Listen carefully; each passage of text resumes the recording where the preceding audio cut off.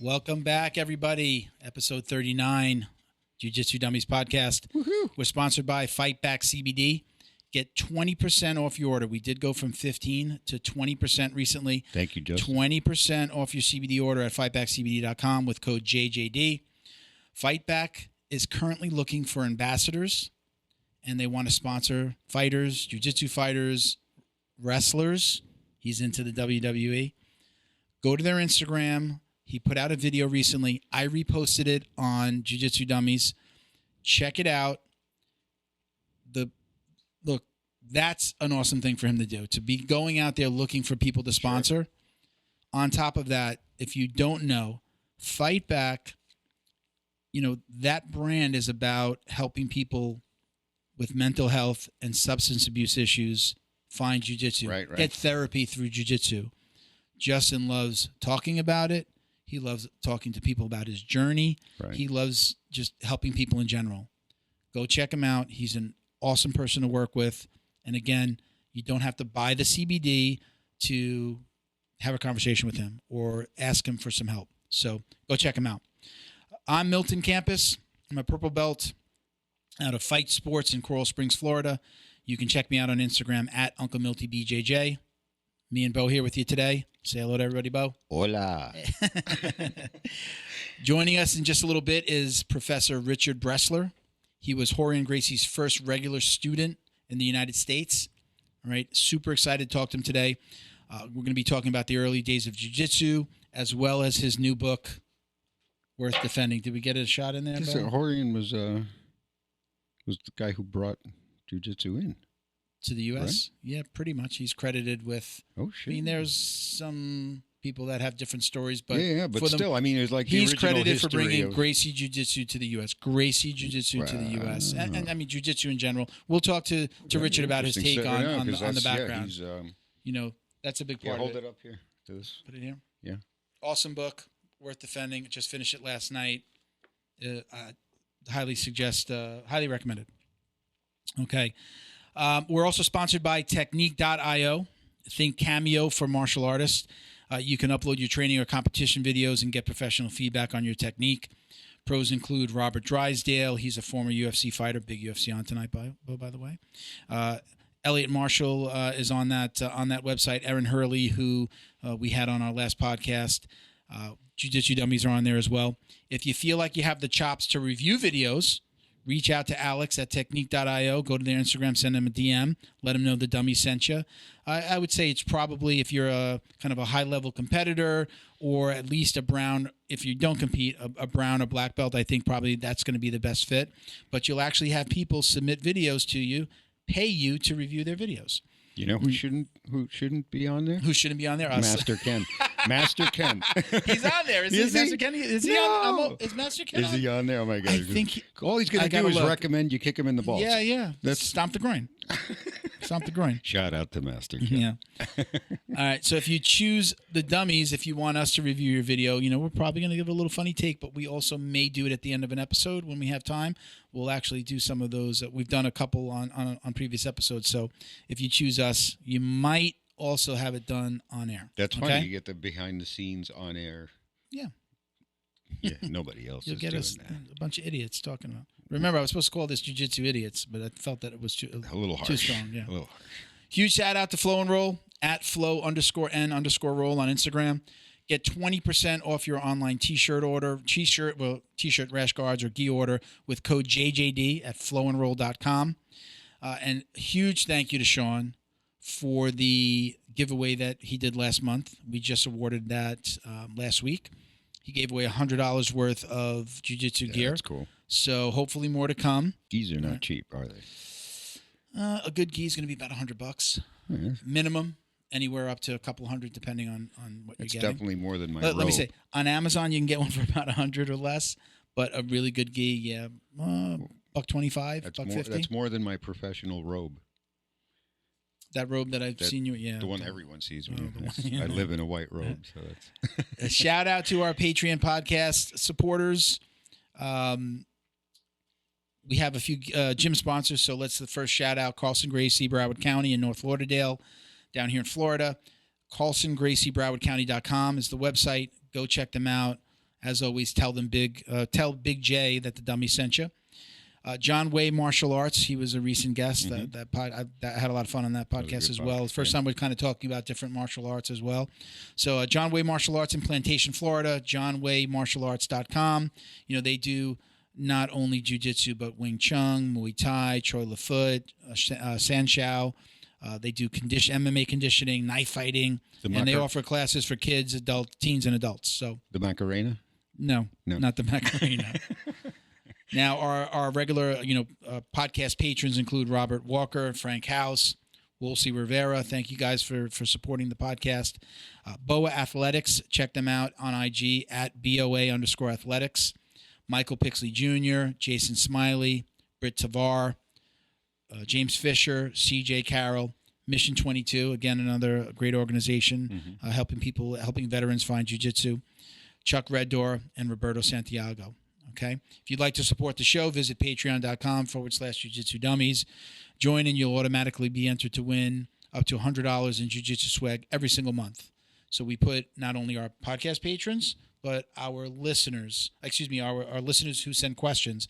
So every month we put them into a raffle and we choose a winner. Okay. Nice one. Don't forget to like, comment, subscribe, share wherever you're watching or listening. We really appreciate it. If you're watching us on YouTube, don't forget to click the little bell on our page. Ding! You'll get notifications each time we launch new episodes. All right, or any new video. All right, that's everything, Bo. You got anything today? Yes. No? Good? Okay, good. Yes. All right, let's get Richard in here. Ready? Let's do this. Okay. Joining us today is Professor Richard Bresler. He's widely known as Rorion Gracie's first regular U.S. student, and now author of the new book Worth Defending. You could hold it up now, Richard. We have a shot of it here too. I have a shot of it on the table.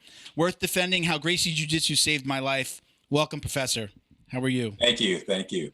Nice to be here. Now, I always like to ask because sometimes people want to be a little bit more informal. Do you prefer a professor? Do you prefer Richard? Does it matter? You don't care? I prefer Professor. Okay. It makes me comfortable.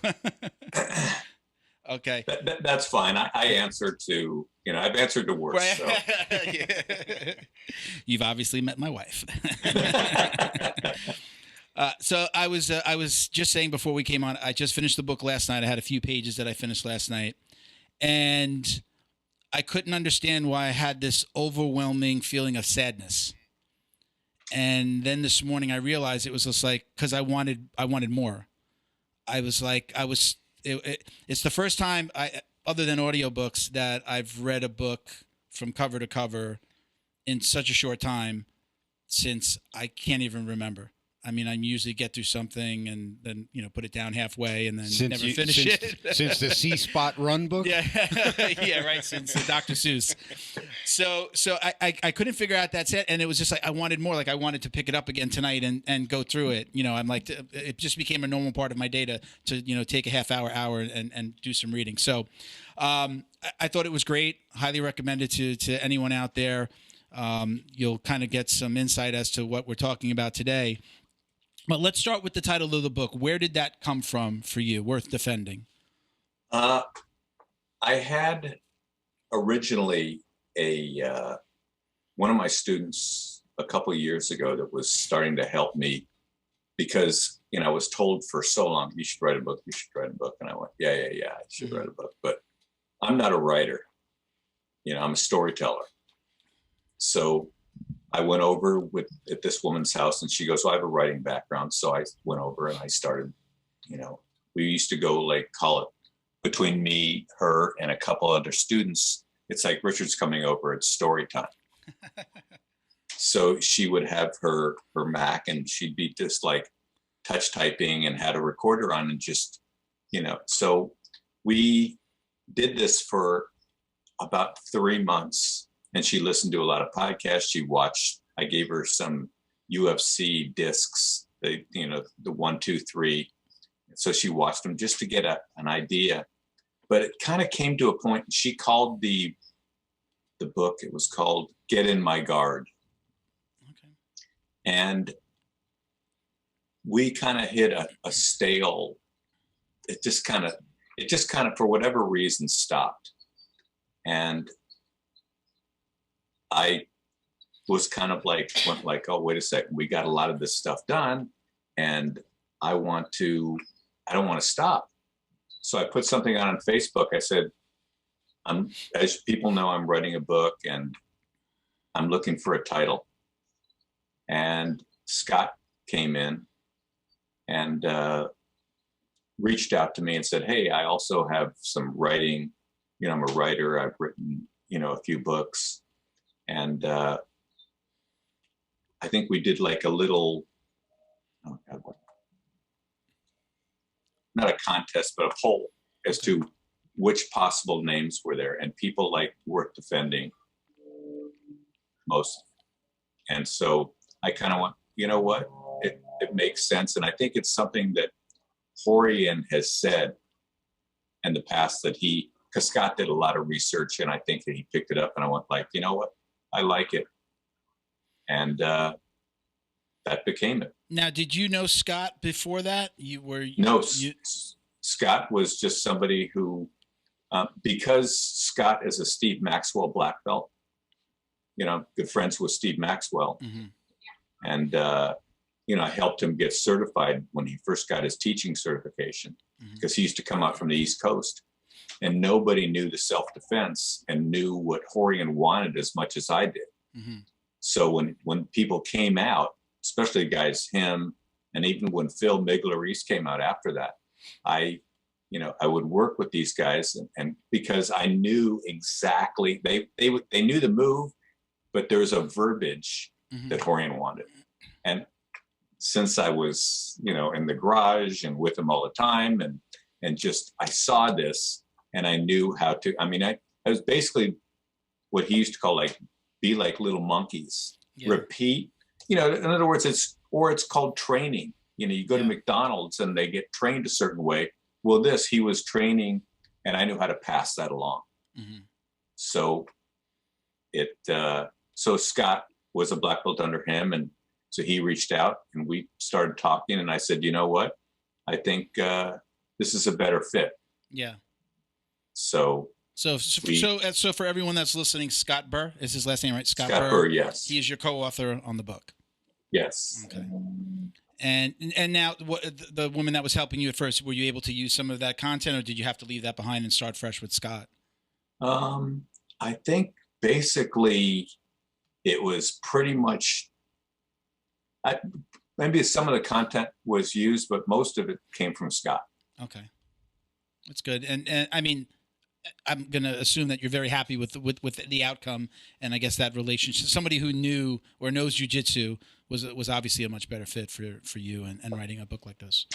It is. When I look at the book again, there's a couple things that, because last year, like everybody, was kind of a rough year, but I had some personal things happen. My mom fell down and broke her hip in the spring of last year. And my mom's, she just turned 90. Well, she's going to be 95 in June. Wow. So I got preoccupied. I live in Santa Monica, California. My mom was in a rehab center in the hospital when she had her surgery. When she got out 5 weeks later, because she lives in a 3-story place, my sister drove down from Washington, and we drove up there and spent a month with her, because I was doing some healing work with her, and just spent some time up there because my sister has a level place, and it was easy for my mom to get rehab. Okay. And then we came back and I stayed with her for a month. So I was so preoccupied that, Scott was starting to get frustrated because I didn't want to do anything. I was focused on the things that were most important to me. Mm-hmm. So, looking back, there would be little things, but for the most part, I'm very happy. I'm extremely happy with the book, and extremely happy with the kind of reaction that you said you had, that you wanted more. Yeah. That's something that I'm hearing a lot. Yeah. And how can you not be happy with that? Yeah.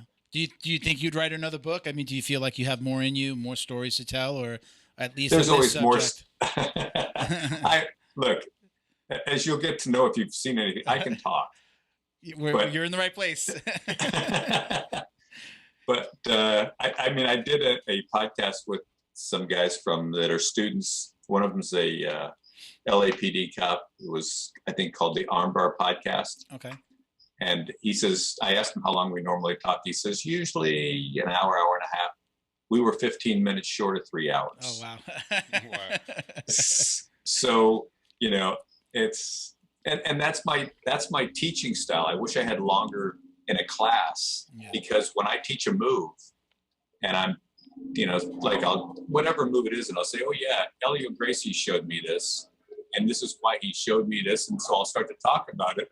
And, you know, and I'm telling the story about why I'm doing the move, which to me, I talk about a guy named Dr. Dossi, who was a therapist.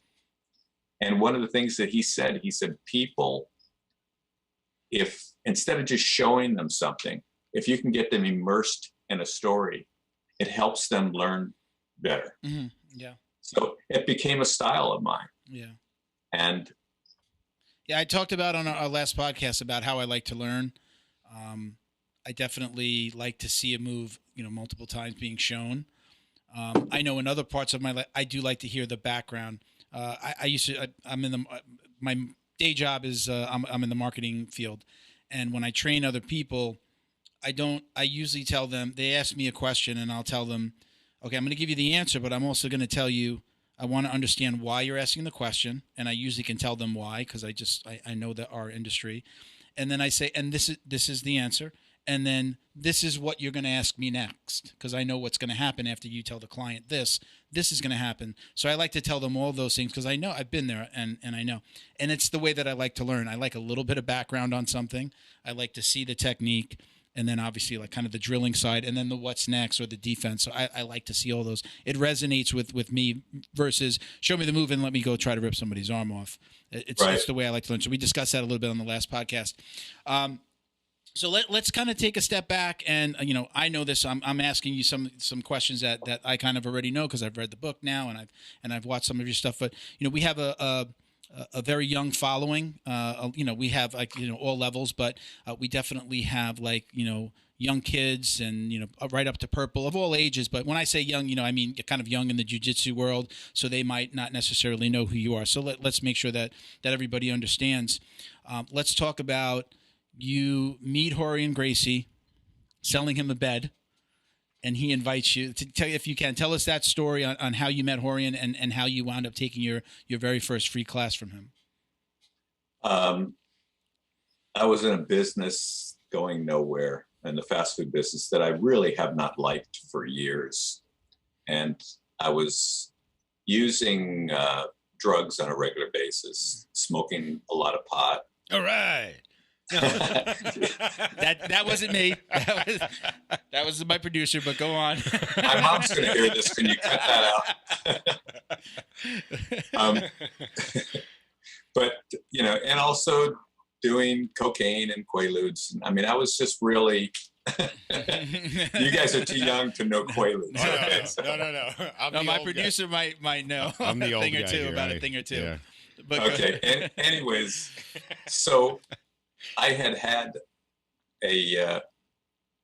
through a friend of mine that was selling waterbeds, I bought a mattress and then I bought a set. So I had an extra mattress. And I said, look, why don't you just take it back? And he says, can't do, Richard. They come in a set. So I just had an extra mattress. So I put it in the recycler. And the recycler, that was, you know, the answer to the Craigslist or whatever it is, because there was no internet. It was just something that a paper that people got delivered, or it was a free thing. I've heard of those. Yeah. And so I put an ad in there, and Rorion's roommate left me a message on my machine. When I got back, I called Rorion, or I called the number. Rorion answered, and he said that was my roommate. And I said something about the mattress, and he said he already bought one. And I was really literally about to hang up, and he goes, "But I'm looking for one." So he was up at my house in a half an hour. He lived in Redondo Beach. Drove up, we talked. I gave him a killer deal on 3 sets of sheets, and as we're walking out, he gives me the, like, "Have you ever done any martial arts?" And no guy who's in their late 20s wants to sound, "No, I'm not me." I boxed, but I literally boxed enough just so I knew enough to get hurt. I knew how to keep my hands up and knew a little bit of move, bob and weave and all this little stuff, but 3, 4, 5 months worth. So he tells me about his family and invites me for a free class. And I'm like, let's do it. But when he says we're champions and this, I'm like going, oh man, is this guy full of shit or whatever, that he's just, but I didn't want to question him. I didn't want to get my ass kicked for, Yeah. So I went down there and, I was hooked from the very first class. Yeah. I keep hearing it. Yeah. My producer, he keeps on hearing us talk about that, and again, I think I've heard you say this as well. It's very addicting. It's an addictive sport. There's no in between. You either love it or you hate it. You're either going to do it or you're not. You can't be somebody who comes to a class once a month. That just doesn't work, especially kind of in the world, at least I know the world that I train in now, where, people are trying to compete and it gets very tough. And it's not something that you could just do, incredibly casual. I train at least 3 times a week, and I almost consider that too casual these days, but I'm getting up there where I know I have to put a day between training now. So at least, to let my body recover.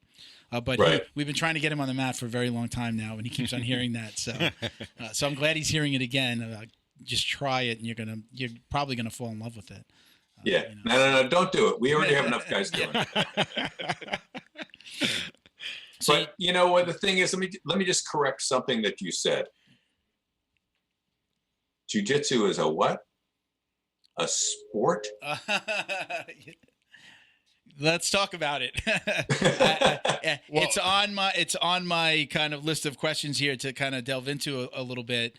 And you are correct. Again, I've heard you talk about this, and in the book you talk about this, where we've lost the self-defense aspect of what jiu-jitsu is supposed to be.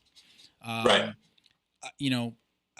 Hopefully my coach doesn't hear this podcast, but I've been at my gym for 5 years, and I can't say that we've ever done any type of self-defense. My first gym, I did do a little bit where I was there for 2 years, but my current gym, it is more about kind of, training for, the tournament style. Right. I love it. I love my coach. I love you, coach. I love you, professor. But yes, I do recognize that. And I'm not putting down, what I like to say is jiu-jitsu is, to me, it's the best self-defense that there is. And it has a huge sportive aspect of it. Mm-hmm. And, but one of the things that Orion told me early on was, you're coming in here not to like, become a world champion. You're coming in here because it comes down to, you want to be able to protect yourself out in the street. That's why guys learn. That's why they go and take boxing or karate or Aikido. There's very few people that say, yeah, I want to learn for the art like Aikido, the flowing aspect of it. There's an innate thing that we all want to know how to defend ourselves. And that's where, and it's,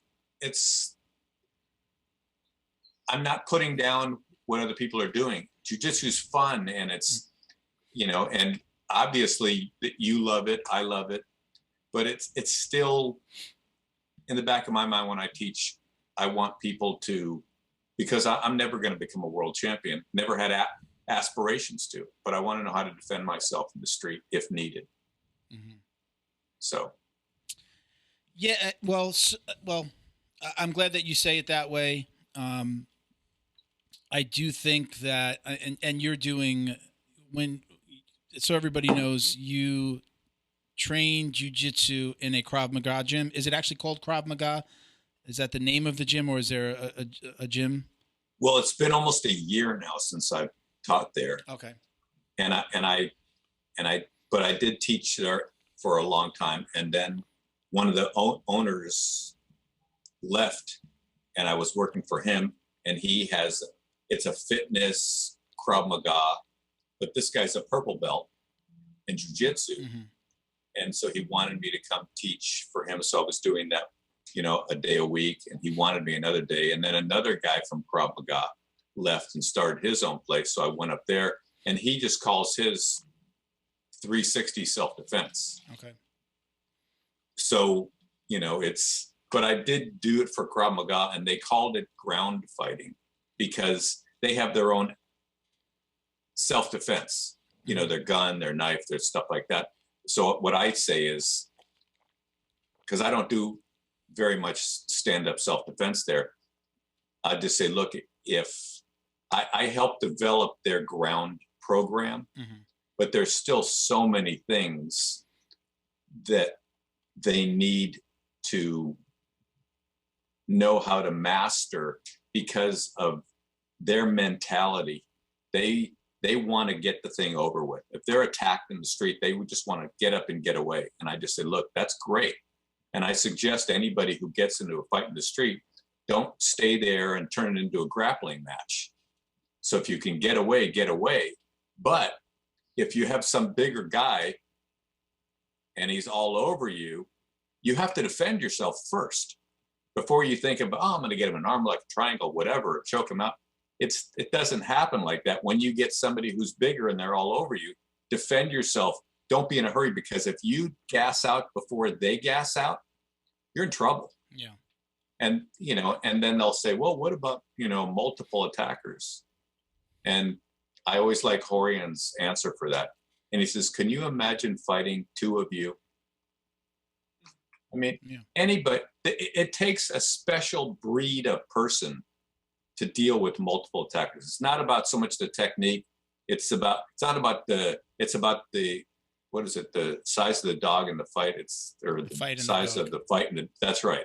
It's the fight and the dog. So, and that just may be a survival thing, but most people don't have that. So anyways. I know that once I really started to learn how to do jiu-jitsu, and in my first school I did a little stand-up. We had the true MMA classes. We had a Muay Thai instructor.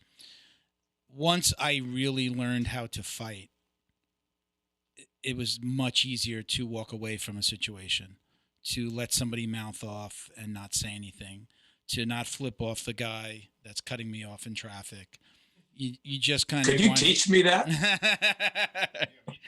I think I not only became more calm, but at the same time, it's like, I guess too, once you start training with people that know more than you realize, well, I don't know if that guy that's mouthing off of there really knows how to defend himself or what he knows how to do. If he knows how to fight, we're going to have a problem. If he doesn't know how to fight, I might hurt him. So let me not even get involved with this, where I might not have done that in my younger days, but it just became easier. And it's like, your ego doesn't get in the way as much. You're like, I know how to defend myself. We had Brandon McCaffrin, one of the first 10th Planet black belts in the Southeast under Eddie Bravo. And he said, I know I'm good at jiu-jitsu. I have nothing to prove to you. I know that I'm good. I know what I'm doing. So I don't need that problem. I don't need to, whether it's a student coming in or a problem on the street, I don't need to prove anything to anybody. I know that I'm good. For me, again, I just, in my mind, I'm bigger guy in my class. I'm, over 230. I really don't want to hurt somebody. I could obviously get hurt. I'm not saying that somebody can't kick my butt, but I just don't want to hurt anybody. And, all the things that come along with that, whether it's getting in trouble, getting arrested, and then it's fingers pointing who started what. But anyway, I am a believer in what you're saying. I do agree with you that, that the self-defense aspect needs to be worked into the classes a bit more. Again, I did do it at my first school. So, so let's go back a little bit. So you get invited by Rorion Gracie, you get invited to his home, right, to his garage, right? He had mats in his garage at that point. So you Yes. go over, and what is that like? You've got some guy that just bought a bed from you. You have no clue who this guy is, and you decide, let me go over and take this free martial arts class. Well, I had no idea what to expect. I mean, none.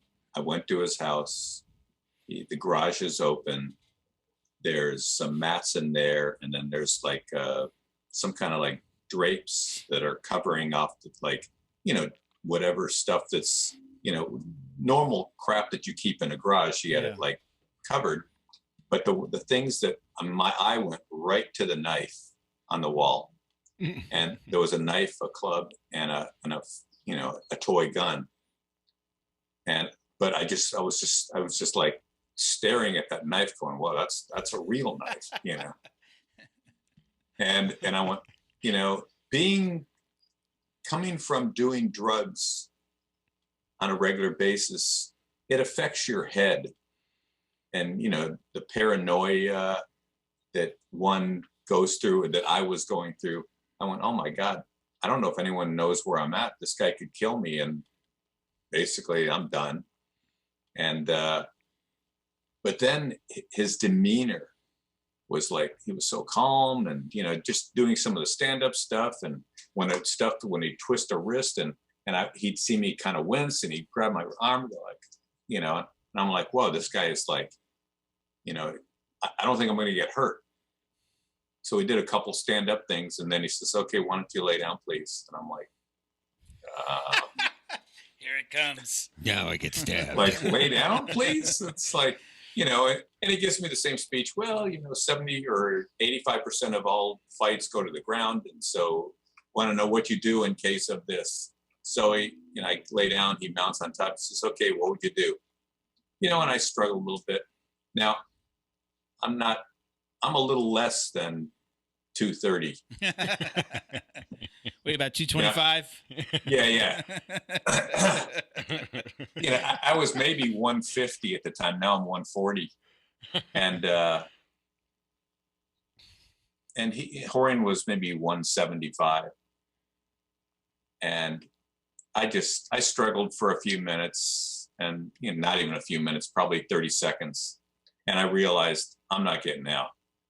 And then he says, okay, why don't you mount on top of me? And one of the things that he did, which made it always easier, and I learned this, he says, okay, hold me down. Hold me really tight. You know, because the more you commit to holding somebody down, the easier it can do to get your escape. So I would hold him down tight, and I'm holding him, and he grabs my wrist and trusts my foot and rolls me out. And I'm like, huh, that was pretty damn easy. And then he showed me, and you know, I did the half-hour class and went like, wow, this was quite amazing. I didn't get hurt. It was fun.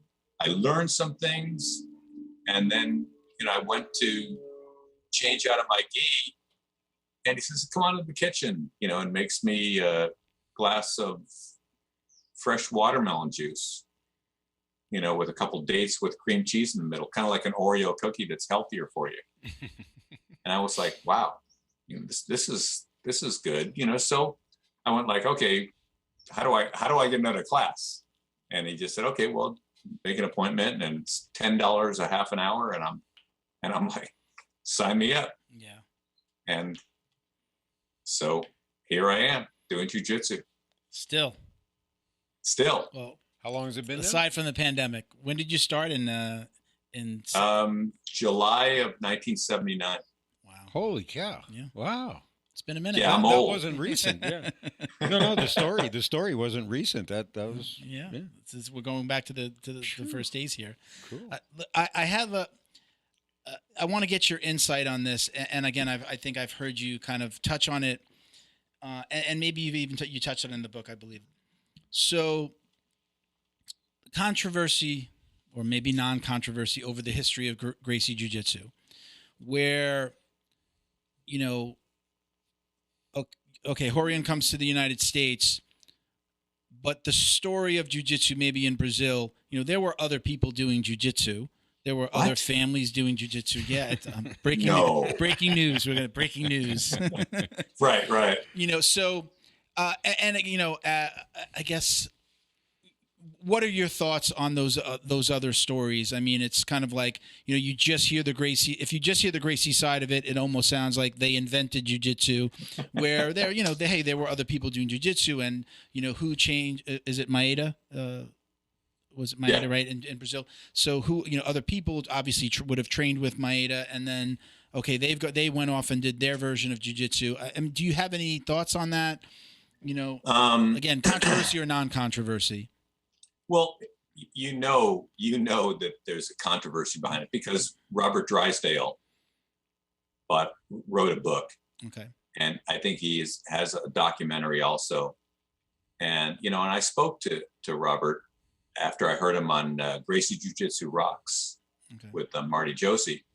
So I had a conversation about a week after, and he was telling me, he says, Richard, he said a little bit about what was going on in Brazil. He said they weren't the only ones. One of the things it seems like to me, because there was also that book written by Carlos Gracie's daughter or granddaughter, it's a huge, thick book that I read part of.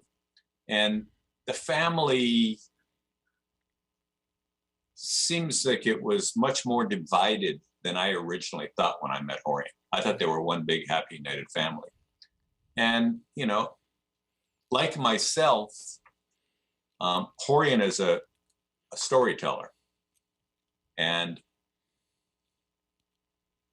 I hear different things than what he told me. So the only thing that I can really say for sure is what happened after he got here. Mm. Because there's so much, I wasn't there. I don't know if it's stuff that he's made up or was told to him by his father.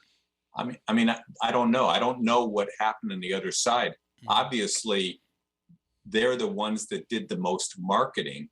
Mm-hmm. Just like, I think it was Hielsen that was in San Francisco before Orion. And I just saw a video recently of him doing jiu-jitsu in the park. Supposedly it was in 1975, which is 4 years before I started. So I don't know if he was training people. I don't know if the person he was training is the first student of jiu-jitsu in this country. But it doesn't matter because no one has stepped out of the, I took a class from him up in San Francisco in 1974 or 5 or 6 or 7. No one said anything. Mm. And so I only know what happened after he got here. Gotcha. And along with that, what is really not in dispute is that Helio Gracie helped change jiu-jitsu, at least the jiu-jitsu that he learned. He changed it for his body type, for the type of person he was, and that's what he taught his kids. That's what Orion brought here to the U.S. Yes. That's not in dispute. That lineage of Gracie, essentially Gracie Jiu-Jitsu, right, is what you would call it, Gracie Jiu-Jitsu, right. Is what so many of the schools here are learning today. With right. We would say the majority. I can't maybe make that bold of a statement, but most. Again, I'm maybe not saying most, but a lot of schools are training Gracie Jiu-Jitsu or variation of Gracie Jiu-Jitsu because of Helio Gracie. Sticking to the ideals of Jiu-Jitsu, that's hopefully what they're doing, because one of the things that I teach, especially, and it works better now that I'm older, because, being in my late 60s, I think getting into a fight is, first of all, something that's the last thing I want to do.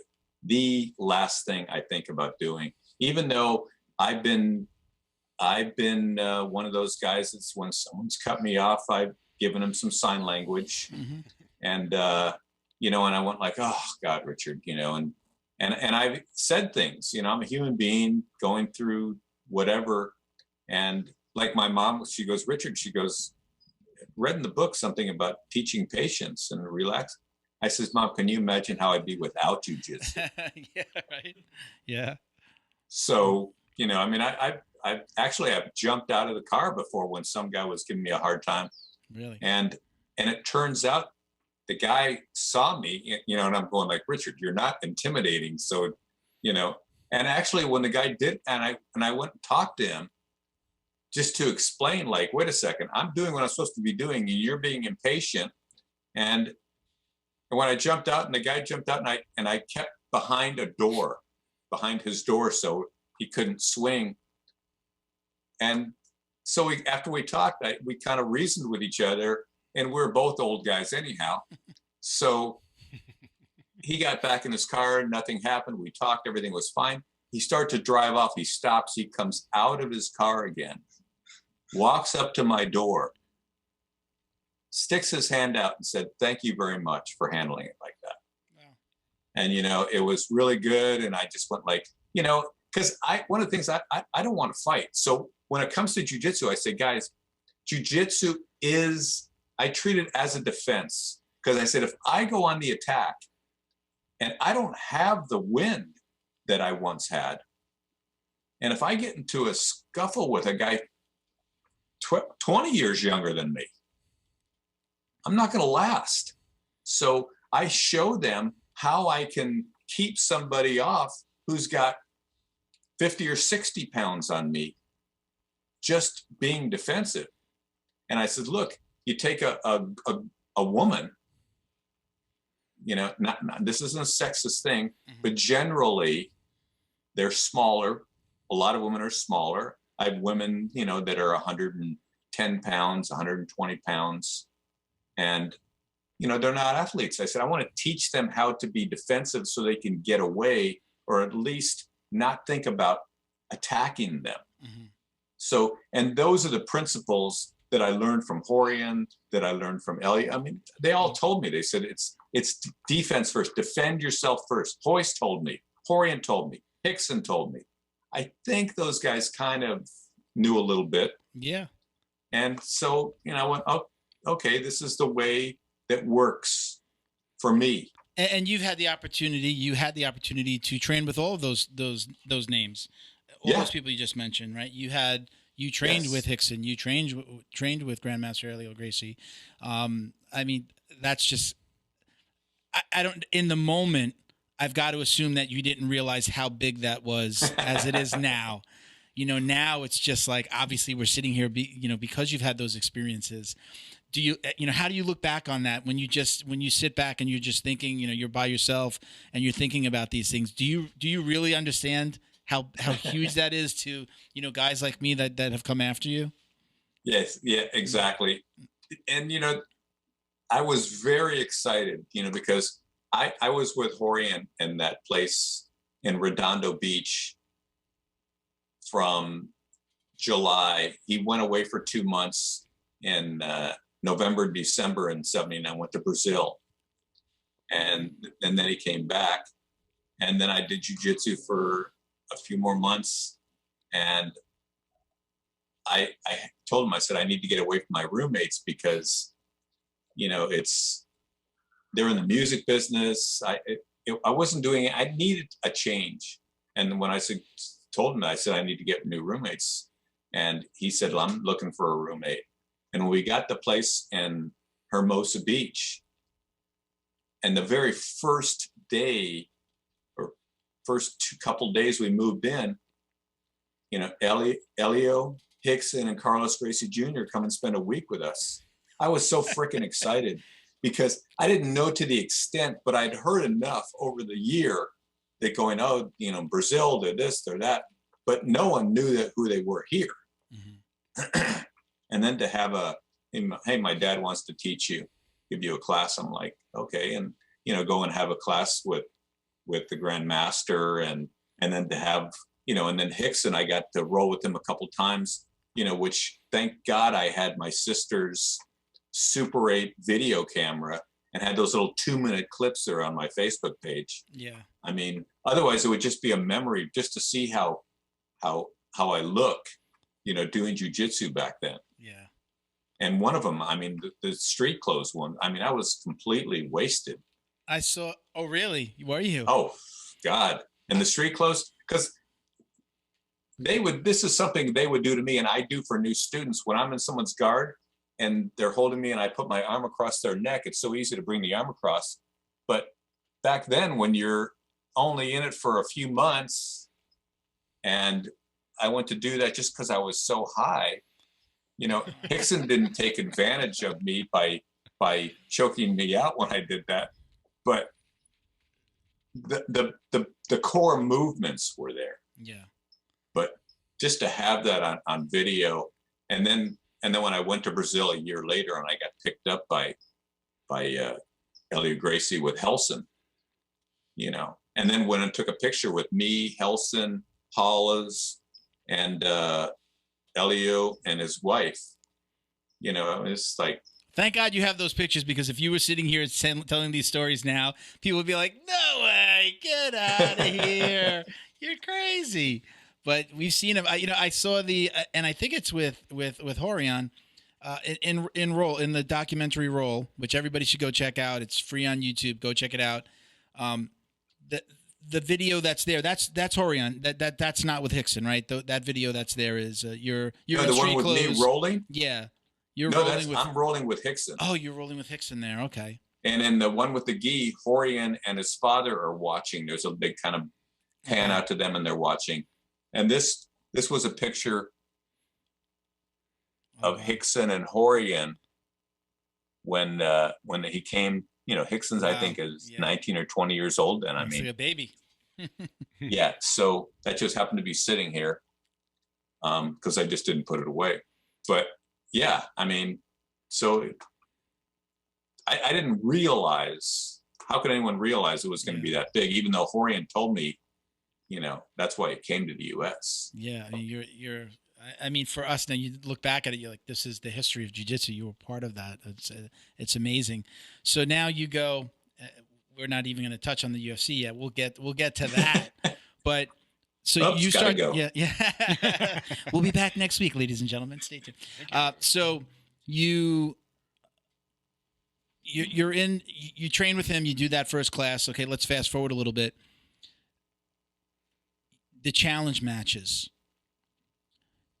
Did you ever do any of those challenge matches yourself? Were you ever, somebody would come in and you'd be the guy? I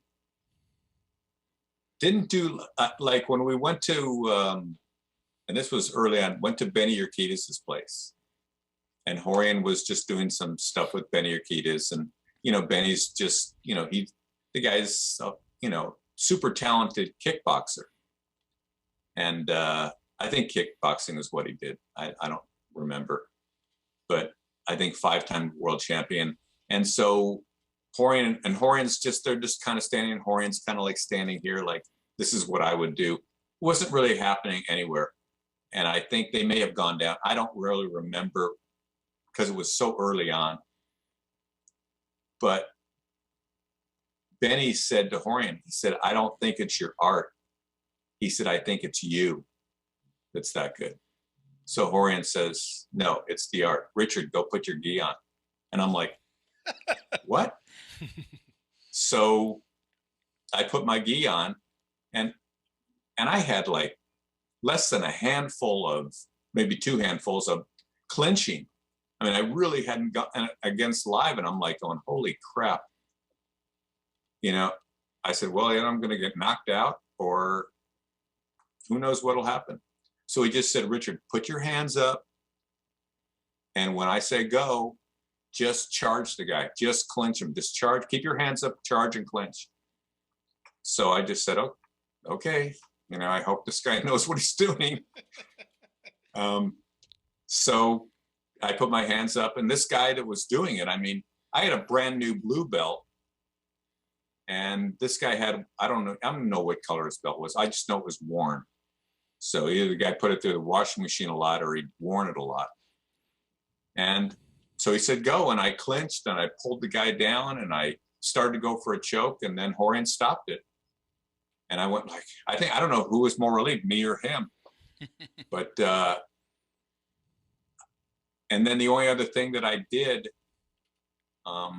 was when we went to that other jiu-jitsu school where these guys were it was an American jiu-jitsu school. So they're doing really nicely looking choreographed moves. So Orion went in, and that's when the guy says, Orion, bring your black belts here. Everyone else go over there. So when I went with Orion, and Orion says the infamous speech that he always says, you know, what you do looks really nice, but what would you do if you, like, you know, you're down on the ground, someone was on top of you? And he says, why don't you lay down? He says, you know, and I'm just there with my gi on. This guy is a black belt. I have a blue belt. He says, Richard, go mount on him. And I'm like, you know, I had no idea what to I mean, you know, I didn't have a whole lot of practice. But so the guy just, you know, did his thing where he reaches up and tries to go for my Adam's apple or a pressure point below it. And then I reached up, you know, a little higher out of reach, and he goes to throw me off. And I snatch his arm, and Orion claps really loud, just like, nope, let go. And I was like, you know, here, I caught the guy, Orion. And then when I laid down, he did this thing with Orion, hold him down really tight, hold him good. And the guy was bigger than me. And I rolled him off, and the guy kind of went a little crazy again. But Orion just said, look, he's out. And to me, doing that kind of stuff was those two things, plus going into judo schools and rolling with some of the other judo guys we did a couple times. But back then, I really wasn't ready for the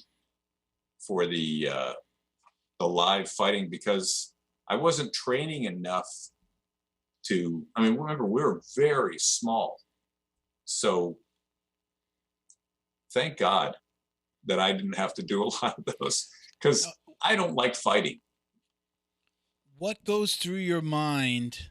I could see, okay, somebody comes into your academy. What goes through your mind when he basically had you, if you could maybe word it a different way than I'm about to, but he's got you out there looking for challenge matches, right? I don't say picking a fight, but he has you going out there picking fights. Okay. We could call it picking fights.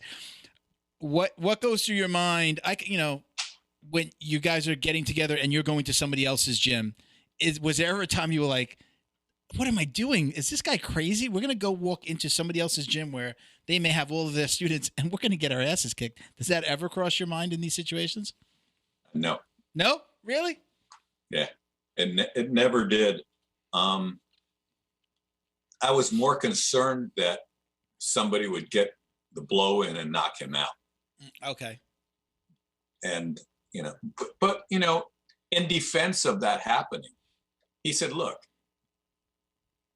anything can happen. We just take the odds. It's like, he said, look, Richard, after you learn jiu-jitsu or after you teach your student, but the same thing that I say is, I'm not saying you're going to kick their ass. I'm saying the odds are in your favor, period. Mm-hmm. So that's what it came down to. It came down to, especially back then, because if we're not going to trade a punch, you're going to punch me, I'm not going to punch you back. So I basically got to go in and challenge people just because he didn't want to make the enemy. Yeah. It wasn't a big deal if I just said, hey, I have this, and I used to say, hey, I have this guy from Brazil, thinks he's a badass, and I'm looking for somebody to shut him up, because that's how I worded it.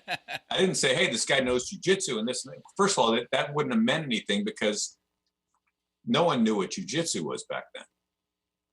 And so I just said, this guy, he's got a big mouth, and I'd like to see someone shut it, and I, like I said, I heard all the stories about breaking bricks and breaking boards, and, after a while they became, just nothing to me, because it's like, I just said, put up or shut up.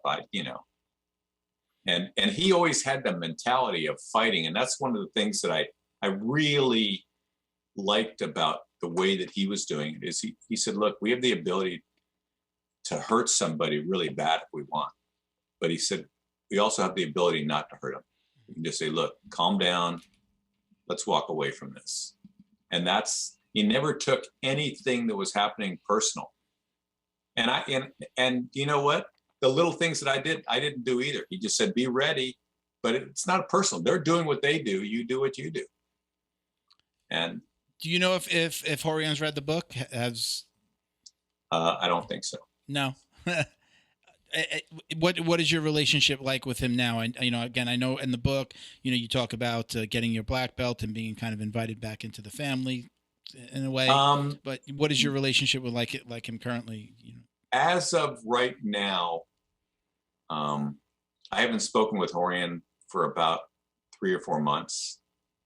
I talked to him early on. I told him something about the book. I was going to send him a digital copy, but because there's a couple derogatory things that I said about what happened when I left, mm-hmm. I didn't, it wasn't done yet. I didn't want to do it. And he called me up and I told him that, and he said, and so we kind of talked a little bit about it. And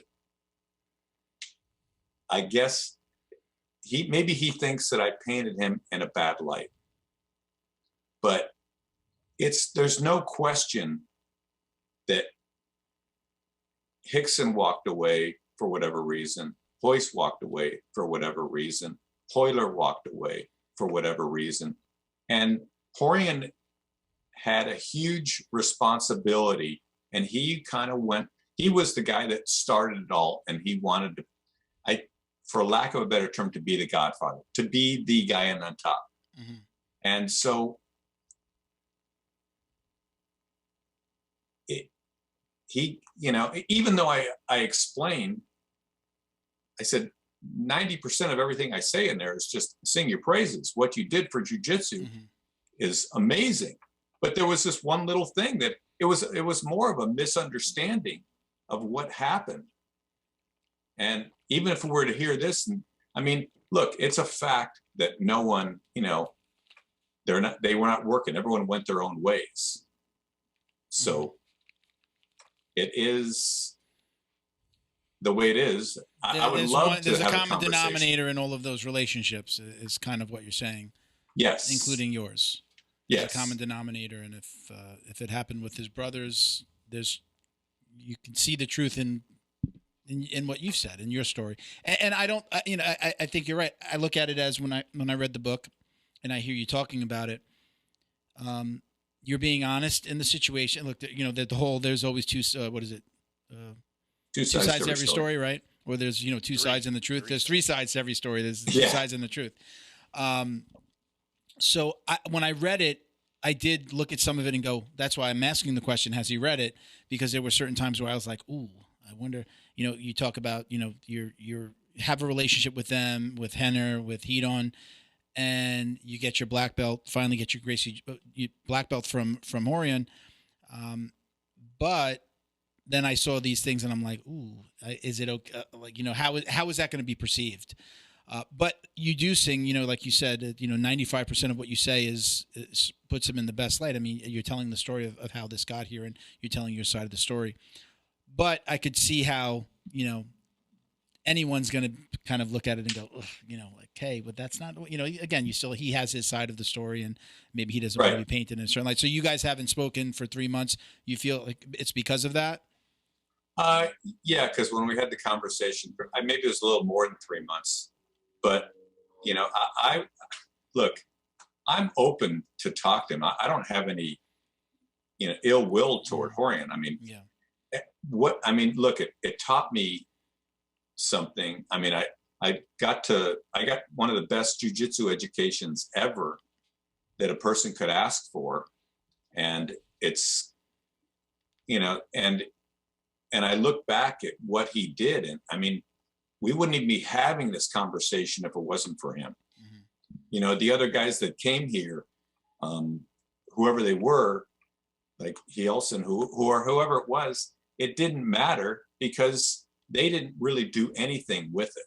He is the guy that did it.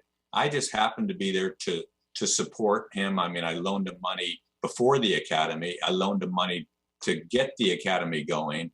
I invested in the UFC. All those things were to support, was something that I thought was amazing that I wanted to see happen. this is one little glitch that happened because Orion has always told me, no one is indispensable.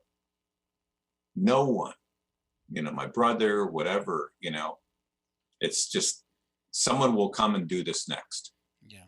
So, like I said, I'd be more than open to talk with Orion. I don't have any ill will toward him. Yeah. Well, I hope it doesn't go years this time. I hope that you got, like this isn't something that's going to create a second rift here. Oh yeah, I don't think it's that big to create a rift. Now, what is okay, so there's Gracie University, right? Where is it literally called Gracie University, where Hedon and Henner, that they own that gym, correct? Yes. Dad's not involved with that gym. No. Does he still have his own gym? Does he still run a gym? So he's out of the Jiu-Jitsu Academy game as far as that's concerned. I believe. As far as I know, yes. Yeah. Okay. So now what's your relationship with the boys? I mean, I love that part of the book where it was you have an attachment to those young men. Those you saw them grow up and you saw them doing their jiu-jitsu, and then there's that split. I got kicked out of the Hermosa Beach house because of Hedon. When he was being born. When he was born, there was no room for me. So I've been angry at him ever since. Give him a couple of jokes here and there. Not anymore. Yeah. But I've been in, I go, well, I was going over this. It's been almost a year now since the shutdown here. And, but I used to go to the academy, I didn't really get certified because I would have had to go through their certification training again. But I go down there about once a week or so, maybe once every 10 days and help with a beginning class just because, they had a lot of students in a class. So they'd have the teacher plus an assistant. So I walk around and help people. And I also wanted to see a little bit of the verbiage that they were using without having to study it, because I didn't want to sit back and look through a book to go over and teach a couple classes a week there. It would have been nice, but the relationship is good. I would go over and talk to Henner and talk to Hedon. Henner lives next door to his mother, and, I'm friends with Suzanne, so I would go over there and talk with them and see them. And, so things are good. I really like the boys. I like what they've done. I like, their place is amazing. Yeah. I mean, it's like a state-of-the-art academy. It's huge. It's beautiful. They're definitely, they've done a ton for jiu-jitsu and they continue to. Yes. I love what Henner's doing with the, trying to get jiu-jitsu into police departments. We had an episode recently where we had a police officer on. He runs an Instagram and a website called Jiu Jitsu 50. And, we talked a lot about it. I think, and I'm the son of a police officer, by the way. So I know, my dad didn't have any of this training. There was no long-term continuing ed that I ever recall him going to, other than you had to get your gun certification. I think it was maybe once a year or maybe once every couple of years. So to hear from police officers that there is literally 8 hours of training per year.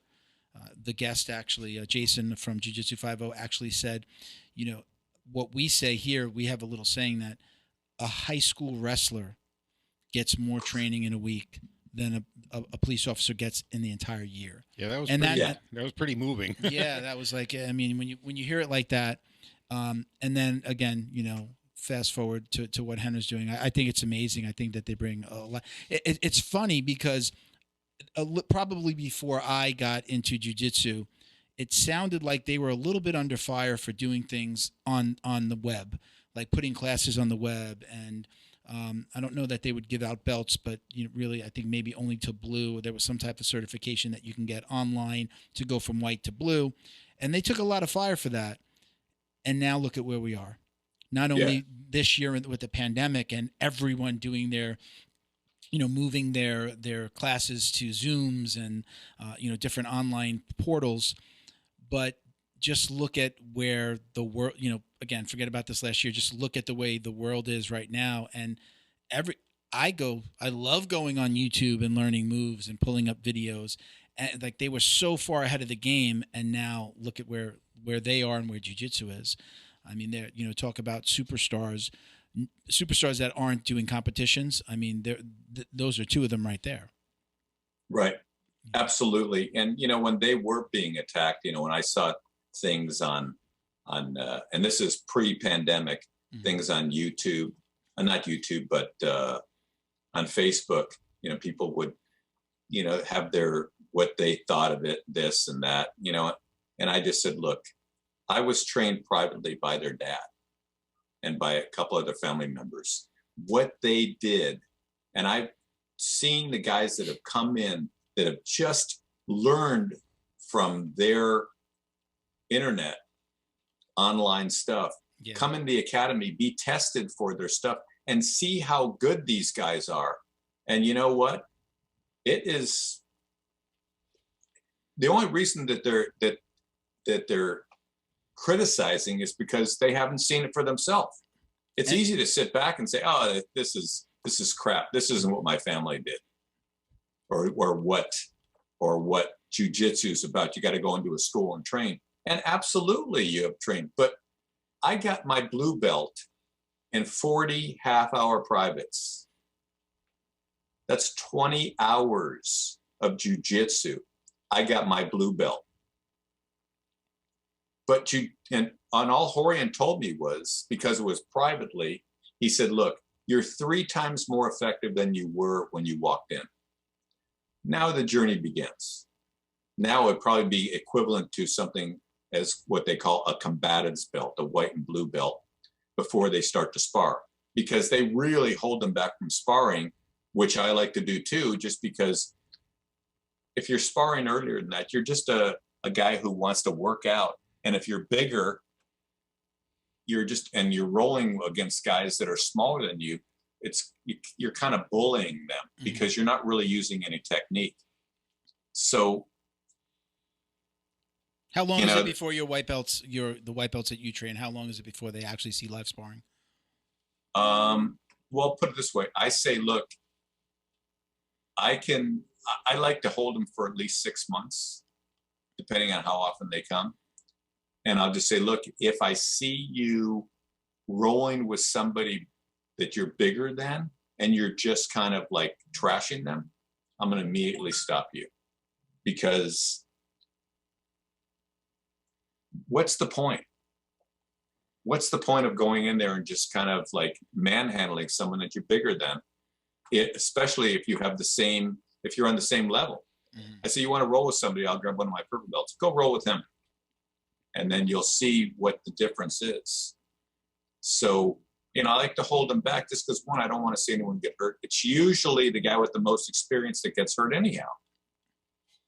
So I just say, just practice. The idea of sparring is to practice what you've learned. So, and I just say, go slower. I say, go slow. Just make it fun. I realize everybody wants to test it out. And like I teach a couple of people privately. Wait a second.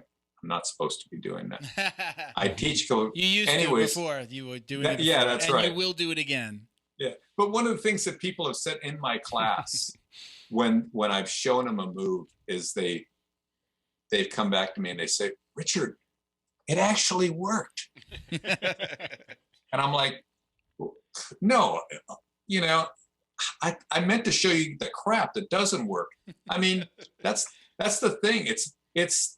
It's about learning to do the stuff that I've shown you, not just about throwing somebody and holding them down. So, I like to hold them back, but I want people to experience it a little. But it's kind of like you gotta go slow. You gotta be patient. I think most new students, or at least a lot of coaches, will let their guys train right away because kind of don't want to.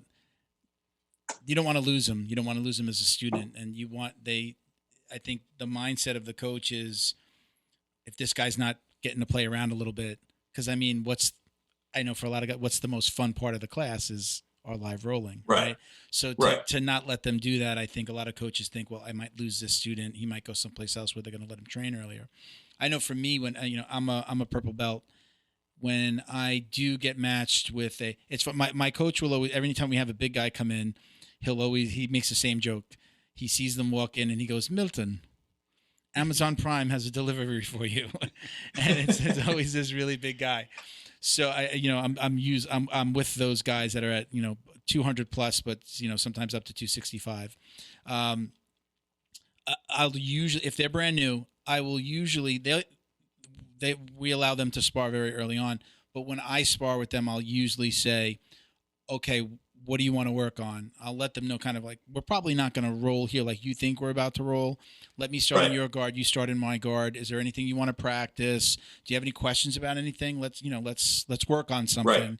Right. It's the way I do it because like you said, usually the person that gets hurt is the guy with more experience because I'm not trying to kill him. I'm not trying to just submit him in 2 seconds. I'm going to let him work. And if he's what we call spazzy, I'm going to be the one that gets hurt. So I've done that for myself. Again, I'm a little bit older than most of the people in my gym.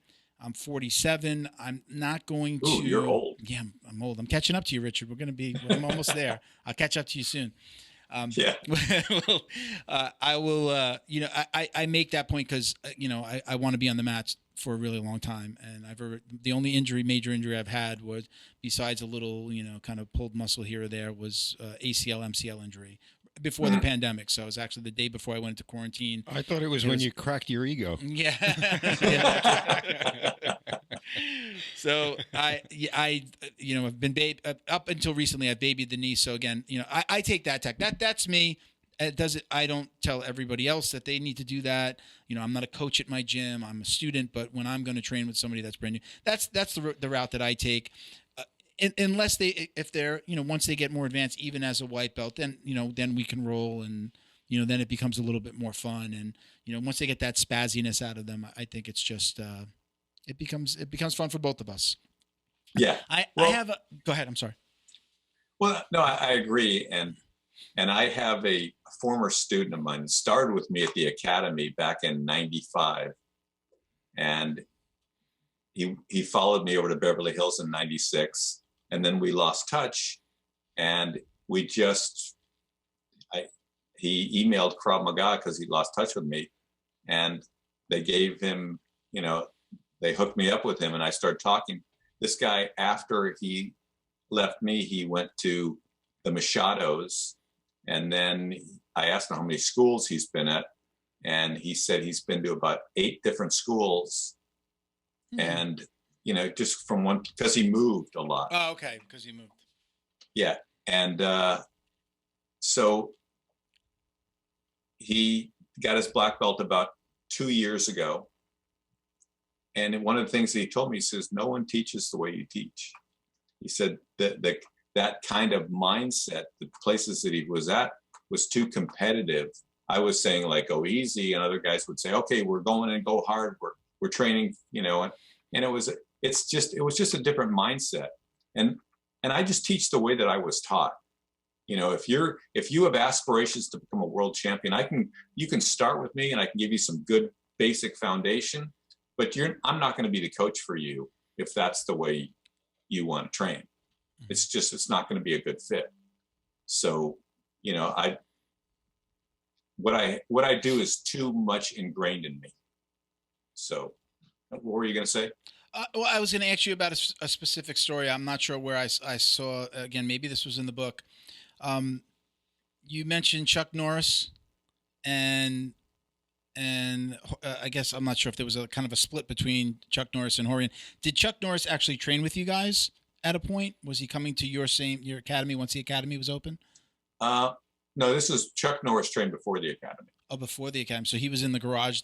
Those were the garage days? Well, I don't ever remember seeing Chuck Norris come for class. So if he came, he didn't come very, very much. Okay. But Chuck was in Brazil meeting Elio and Hickson. And then they said that, they have because I guess Chuck lived in Torrance. And they said, our brother, or my son, whatever, teaches up there. So he came back.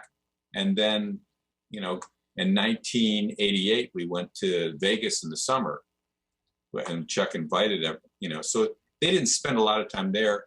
And when they had their little falling out, Chuck contacted the Machados and was training with them. Okay. But this was right, probably end of 88, 89. So I didn't see a lot of Chuck. Can you talk about that split? What happened there? Was there something specific that happened, or was that just kind of the brothers all went off? Like everybody went off and started opening their own schools at a point. Did he just go with somebody and then Rorion was mad, or was there something that happened? Or you're breaking up what? There's not something you want to talk about. You know what? It's something that it was just a misunderstanding as far as I know. Unless I know for a fact, I don't want to comment on anything, okay. but there was a separation, and Chuck did call up either Hegan or Carlos Machado, and I guess ended up putting them in business. So, I mean, the one thing that I will say, Rorion has a very strong personality, and like there's certain ways that he wanted things done. Mm-hmm. And Chuck, whatever wasn't a good fit for Chuck. Okay. So contacted them and then put him in business. Yeah. Okay. So we'll leave that there. So, okay. So talk to us about now. This may be an odd question, but you essentially have 2 black belts. Right, you have your Gracie Jiu-Jitsu black belt that you got really second, but you got your first black belt from who? Fabio Santos. Okay, so now, and again, this is where the odd question comes into play. Do you, very specifically, the actual real belt that you got in both of those situations, which one do you wear when you're training? Which one do you feel like is the true black belt? Is that okay to ask? Or does that? I don't want to put that to put you in a weird situation. The only reason that I wear first of all, I have 3 black belts, three physical black belts. I have the one. Well, I don't even have the one that because Fabio just told me. He said, "Richard, you're a black belt." I never saw him personally. He just said, "Put a black belt on." And I went to the martial arts store to buy a black belt. They wouldn't sell it to me. I'm like, you need a certification. I said, I need a piece of paper that says I'm a black belt. Guy goes, yeah. So I went to Krav Maga. They had a black belt there. I put it around. They said, okay, So, and I wore that for years. And then I went to the academy when Hiran called me up and said, hey, we want you to speak about my dad. And then they gave me that in 2010. And it's got some wear on it. And then there's a guy named John Iwano who and he still does make gis. He is a Carlson Gracie black belt, and he sells gis and belts. And he gave me a couple of different belts that have like it's almost looks like it's not laminated, but it's a permanent stripe on there. Okay. So I'm not attached to the belt, but as far as I'm concerned, Fabio gave me my black belt. Okay. That's kind of where I was going. That was going to be my follow-up. If you're talking to somebody who's maybe doesn't know about your history and doesn't know about the 2 black belts, what do you say? Who are you a black belt under? I'm a black belt under Fabio Santos. Okay. All right. Yeah, because Lowell was his first, I was his second. Lowell Anderson, who I started Beverly Hills Jiu-Jitsu with, who is a good buddy to this day. We were training over at the Gracie Academy. We got our brown belts at the same time. Lowell got his black belt, then he gave it, to me.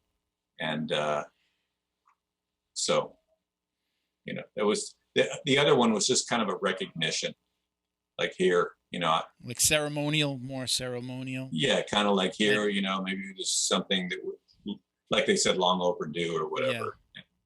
So, which is still nice. Oh yeah, absolutely. Yeah.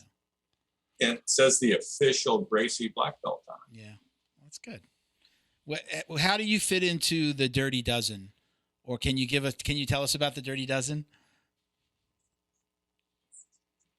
No, I can't. No, you can't.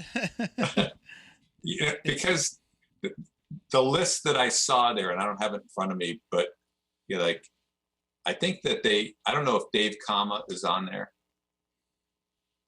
and Dave Kama is a Hickson black belt. I didn't know if Chris Saunders was on there.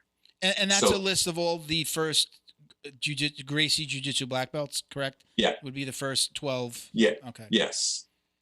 But so the list is what some guy thought. I contacted them. I said, hey, wait a second. This is not right. This,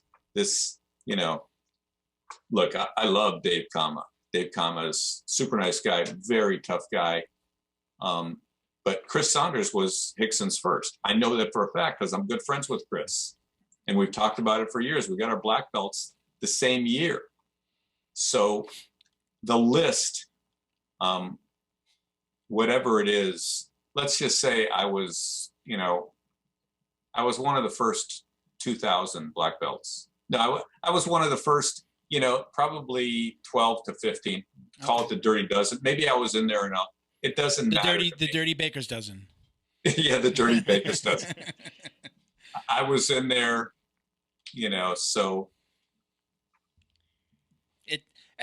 My sense from you, again, from reading the book and your other, you're not so worried about that stuff, even the degrees and right. It's about jiu-jitsu. It's not necessary. It's not about the belt. It's not about the amount of stripes you have on your belt. And I know for me, I'm at this point at purple on the brink of brown, and I'm just like, I'm happy right here. I think, you get to this point, I want stripes and I want belts and when's the next promotion? And I honestly right now could care less.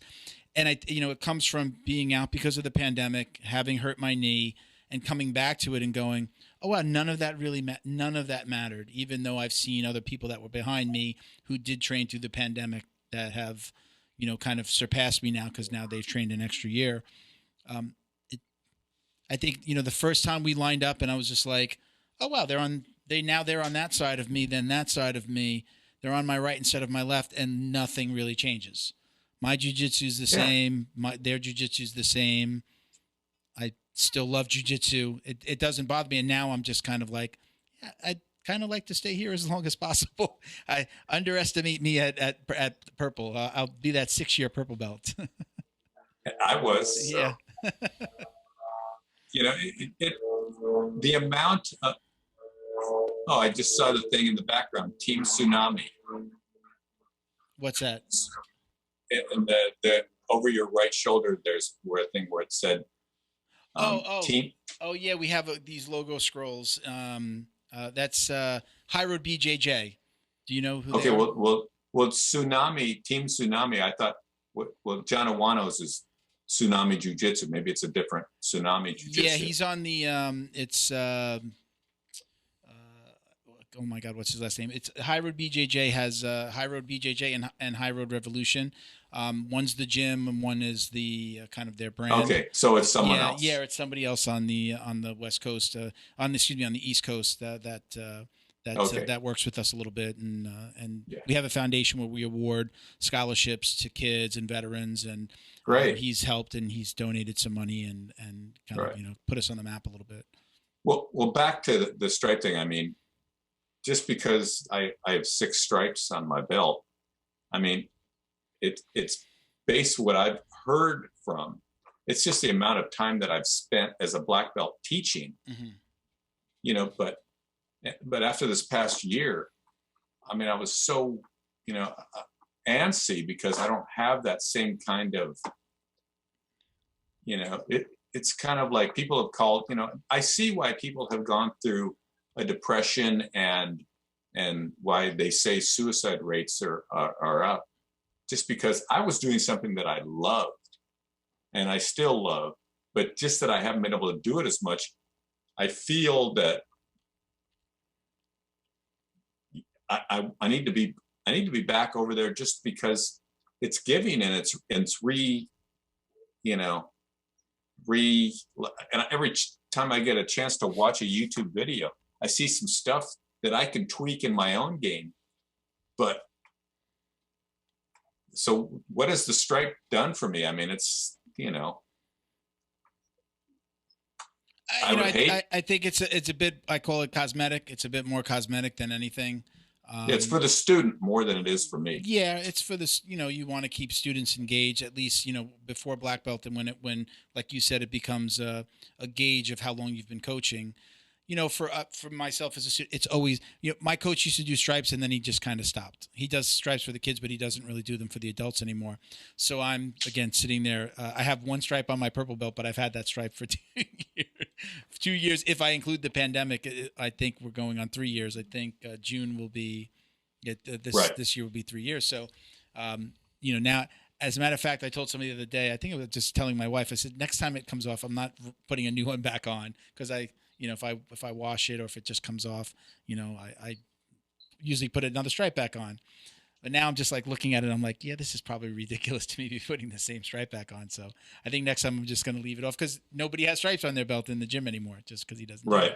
So, one of the things in the book that really resonated with me, and this is kind of a non-jiu-jitsu part of it, was your relationship with your dad.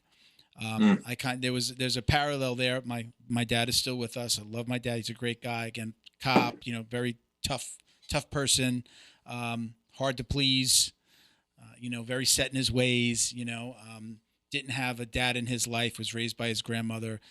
So, again, great man, did, worked hard to raise his family.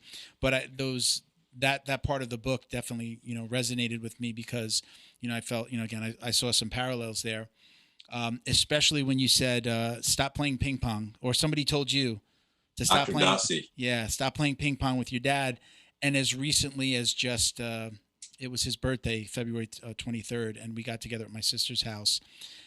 And the women in our family have kind of created a rule. No talk about religion and no talk about politics when we get together. So the ping pong in my nothing to talk about. The ping pong in my world is myself, my brother-in-law, and my dad get into a room, and it's usually 2 against 1 with very different political and religious views. So I've been trying to stop playing ping pong even before I read that, but the way that you put it in the book, I've realized I just really need to stop that. He's just turning 76. He's in really good health, but he's 76. So, right. Realizing that I need to, kind of just enjoy him while he's here, as opposed to worrying about who believes what and what news source you're watching. And, so that again, that was one of the reasons why I think I was sad to put it down, because I wanted more. And that alone just helped me realize that, okay, I am on the right path. Stop doing this thing that you're doing. So yeah, I appreciated that. You also talked about. Can I respond to that? Sure, absolutely. One of the things that was a huge thing when Dr. Dossi told me that. Just because, it made me realize my part in this. Mm-hmm. Because here, it came to me when I was in the hamburger business I remember I started out at 10 years old.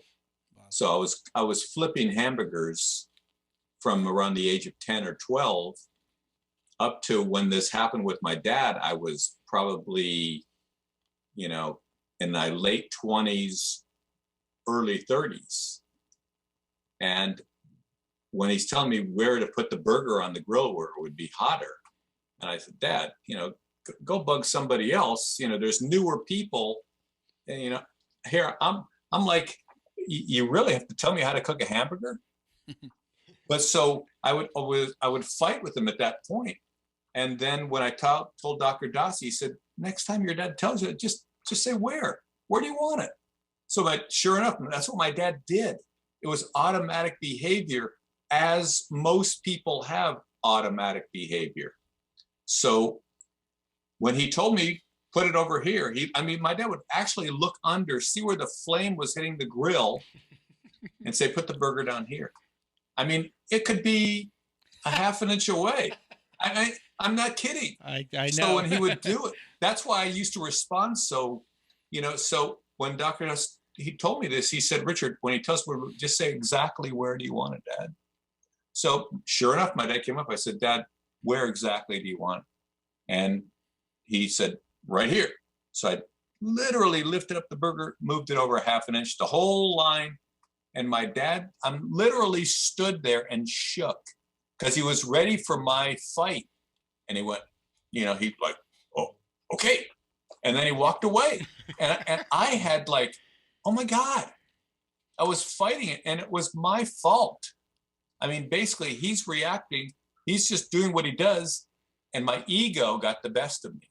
Yeah. Mm. So it helps people to know that when you're in an argument with somebody, I mean, either you agree to disagree, or if they're your boss, like my father, and they tell you to do something, it made my relationship that much better with my dad and with other people too, because it made me realize I have to take responsibility for, even with my students. If I say something and I kind of see they get a little hurt, I'm not perfect. I get frustrated because I like to, some people don't learn exactly the way you like to teach.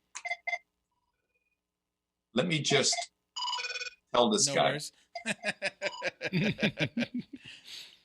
Marty Josie, you're on the Jiu Jitsu Dummies podcast, and I can't talk right now, but I'll call you back.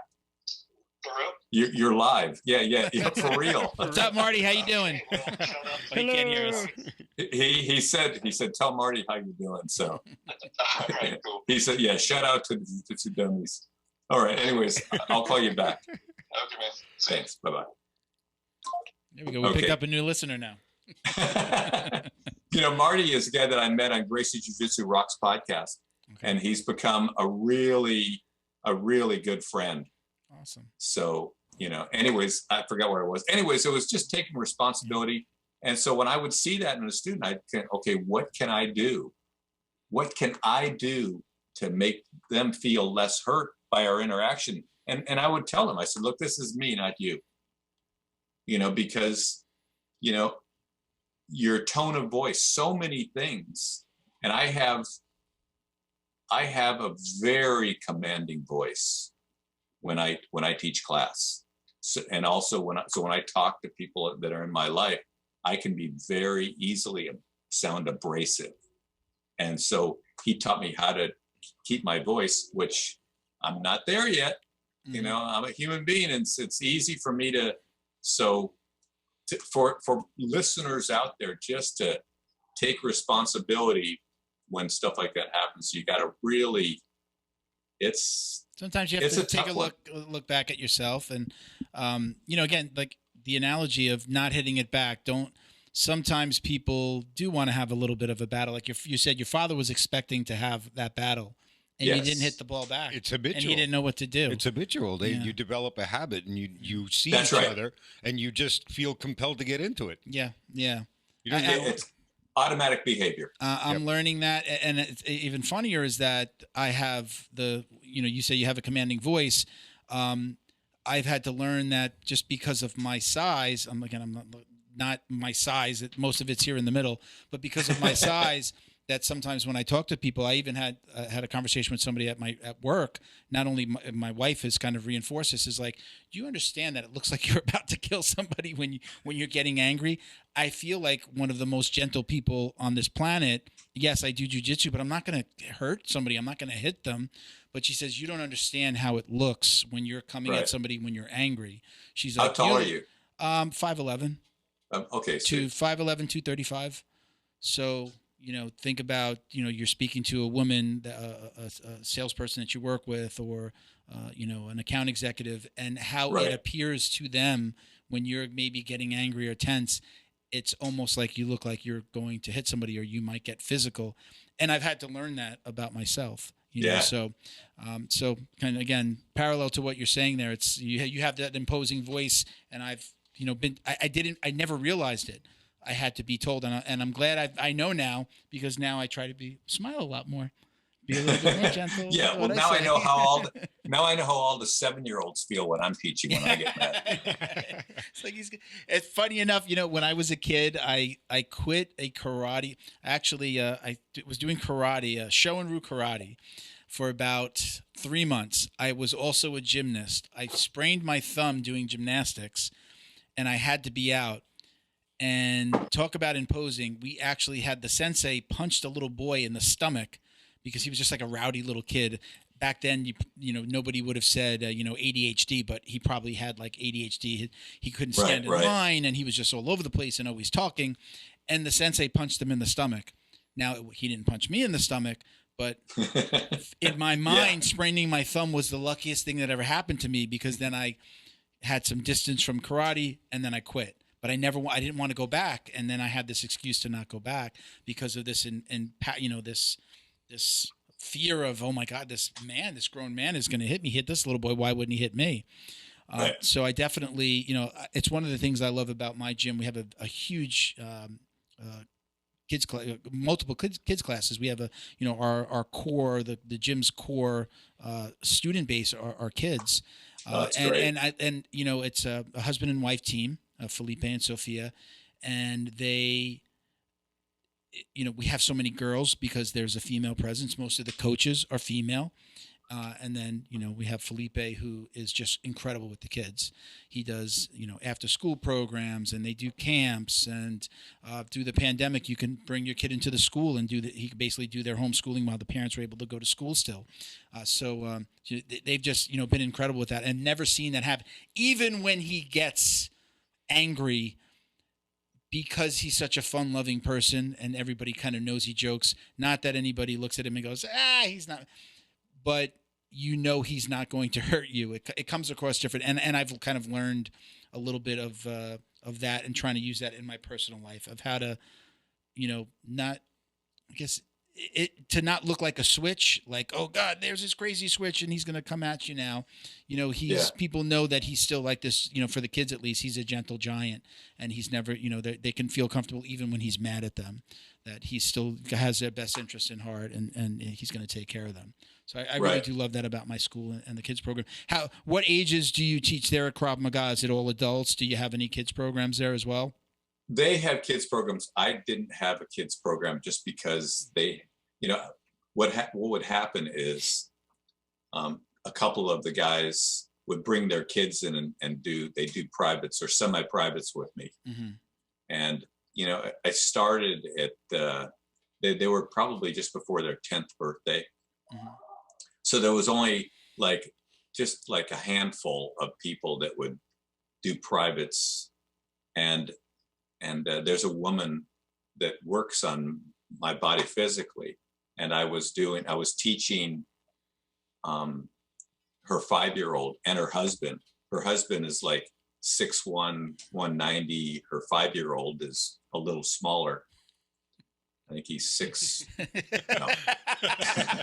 A little smaller. It's a tiny bit smaller. A little bit. The guy's he's a 5-year-old. So I teach him a half-hour class, and I basically do something with one and then do something with another, but they couldn't work together just because he doesn't know how to work with a child, and I know how to work with an adult and a child.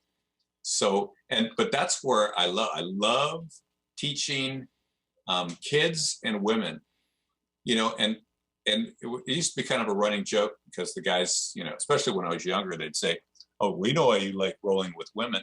And I said, I like rolling with women, not for the reason that you think. It's just that most of them aren't trying to prove, with their ego, mm-hmm. trying to tear my head off. They learn faster. Their egos are, most of them, put aside, and they just want to learn the technique. They want to, so when I'm rolling it, I'm not worried that they're going to try to rip my arm off or take my head off. Yeah. So, and because I like to show the technique. I don't like to defend against somebody who wants to see if I know the technique, because, I just say, guys, look, I don't need to prove myself. I'm just showing you something so you can practice. So, I wish there was, and there started to be, before the pandemic, I started to get a decent, I'd say 30% of the classes were women.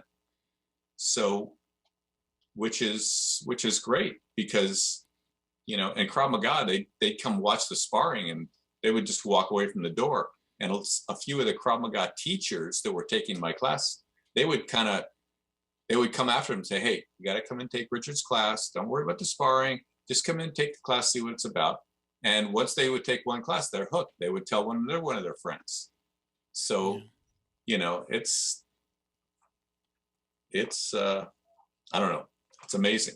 Yeah, no, again, go back to what we said before. If you can get somebody into the class, you know, they're either in or out. There's really not a lot of in between. You know, you're either hooked and you're like, I need more, like you and I did.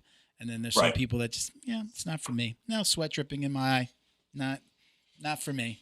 You know, grown man's butt sitting on my face. No, I don't think so. You know, so you know, Richard, you just mentioned you said that a woman that works on your body, right? Yeah. You said so. Let's talk about that because again, as somebody, you know, I started just before my 41st birthday. I'm 47 now, and I'm constantly speaking about this even to the younger guys in my class. I'm not telling them not to train, but I'm telling them to take care of their body. And for me, part of that is, you know, taking breaks. Can't train 7 days. We can train 7 days a week at my gym. We have classes 7 days a week, but telling, you know, it's okay to take a break. You're not being a wimp. You know, you have to let your body heal. And I usually the young guys don't listen to that until they get their first major injury. You know, they do a competition or something like that. Talk to us a little bit about how you take care of yourself. Like, you know, what is your advice? What are you doing for yourself? And then I'd really like to talk a little bit about and maybe learn a little bit more about, I believe it's neurosoma. Neurosoma is one of the names that they've called it. Okay. That was coined by a woman that learned the technique and she just put her own name on it. Okay. There's also, it might be called something else. The guy who taught me called it neuromuscular therapy. There's quite a few things. Okay. The main thing is that the principles come from a guy named Thomas Greiner, who wrote a book called What's Really Wrong with You? How Your Muscles Affect Your Health. And I started getting work done by this guy when I was, it was in 1993 or 92 when I went to a whole life expo. It was kind of a new age type of thing. And I'm walking around looking at all this stuff. And there's this chiropractor who's has a sign that says $5 for 10 minutes. And I went like, $5? What the hell? And I laid down on the table and the guy worked on my neck and my neck felt so much better just in a short amount of time. So I took his card and I said, what do you charge? And this is 92. He says, I charge $100 an hour. And I said, well, don't expect to see me anytime soon, but I'll keep your card. And then a few months later, I got injured teaching class. I went to this guy who I knew who did trigger point therapy. I couldn't lay down on the table. I couldn't lay flat. So he tried for about 15 minutes to try, you know, working on me. And it just like it was excruciating. So I had this guy's card and I called him up and I said, look, I told him I got hurt. And I told him what my experience. I said, I can't lay down flat. And he says, Richard, just come over. And I'm like, dude, you don't understand. And he says, just come over. So I went to his office and he put me in side posture and said, don't straighten out. I went like, oh, duh. But at the time, you know, I didn't know. And he worked on me and it helped. And then he also took it as a work comp, which he didn't want to do because they don't pay. And so after months, about 3 months of getting regular work, he took care of the one particular problem. But the other side of my neck that I always felt that I had a catch, I couldn't turn my head back. He started working on it. He started feeling over there. He goes, this is your problem. This is your real problem. So he started working on it. And then I came out of his office after about 3 months. And when I'm driving home, now remember, this is pre-cell phone, or if you had a cell phone, it was $2,000. The big box. Yeah, big bucks. So I drove home, and as I drove home, I looked over my shoulder, and as I looked over, I had full mobility to turn my head, and I went, son of a bitch. I was so excited. I got home. I called him up at his office, left him a message going, you're not going to believe it, you know? And so that was like, my neck is better now than it was in my early 40s. Wow. And if something does happen where I get injured, I know the therapy that I want done. And granted, I haven't been on the mat, haven't done a lot of competing, but I used to spar regularly back in the day. And the guys that have done it have either had a knee surgery, a back surgery, a neck surgery, a shoulder surgery, or an elbow surgery. That's not 3 surgeries, that's 0 surgeries. Because and I've had some pretty bad, I mean, back 15 years ago, I seriously thought that I was going to need a back surgery. I mean, just from teaching classes so much and having guys pass my guard only on one side, I mean, my butt muscle and the lower back on that side, I mean, it was so bad. I mean, I couldn't straighten up. I couldn't sleep. I mean, I was sleeping 2 hours a night for a week, and it was 20-minute increments. It was in such pain. And I was like, going, what the hell am I going to do? And it took me probably 2 months to recover, and all I did was this work, and I saw different people, and I kept coming back to this. And, you know, it's something that has really saved my body. I get work done regularly, just because it's kind of like maintenance. And if there's I mean, it's not to say that I'm completely healed, but I know what works and what helps me. I mean, I'm standing straight up. So it's really saved my body, and it taught me something to do. I mean, because I do have a couple clients that I work on. So, you know. So advice for somebody that's getting up there in age, you know, 30, 40, getting into 50s, they still want to train. 30. Yeah. No, no one in particular in mind at all. No, Yeah, well, no 53-year-old producers or anything. What's your advice to those young guys about, you know, taking care of your body? I always say it's probably the one thing that I wish I did better in the beginning. At only 7 years in, I've only really been paying attention to it. You know, massage therapies and going to the chiropractor and, you know, massage guns, and I've got all, you know, inversion boards. I've got it all now, and I've really just done all those things in the last 2 years. But again, you know, now with some of my smaller injuries, me trying to preach it to the guys saying, look, this is where you're going to be if you keep on training like that. Not saying not to train, I'm saying be careful when you train and don't be scared to take a little time. Put a day between training. Because I know what that training, I actually used to do 6 days a week. 6 days a week, 2 hours a day, and the sixth day was an open mat when I first started. And I'm still in my 40s, and it was okay. But, you know, 2 years in, I tell the true story about my wife. When I used to get out of bed in the morning, like she would see me struggling, and we just started doing this thing where she'd take her foot and push me out of the bed to help me up. That's the truth. And even, you know, every once in a while now I'll be like, you know, and she'll help me, like, push me, babe. She'll push me with her foot to help me get out of bed. That's not a fun feeling. And I don't want that to be, you know, something that I'm doing or I don't want any of that to be something that stops me from doing jiu-jitsu. Maybe she's just kicking you out of bed. Yeah, right. It's just practice for old age. She's like, yeah, let me help you. I need to get married. Yeah. Do you ever see why older people have 2 separate beds? Yeah.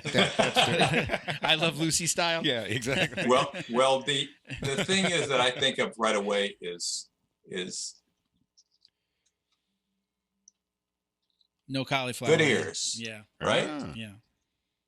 So one of the things about good ears, it's not that I haven't irritated my ears. Mm. It's just that when I've irritated my ears, I've had to rest when that happens. I mean, I've gone home from sparring and all of a sudden I put my head down on the pillow and like, whoa. And I'd use a warm washcloth and put a compress on it just, for a few minutes, do it for a few times a day. And I wouldn't go back and roll until the pain was gone.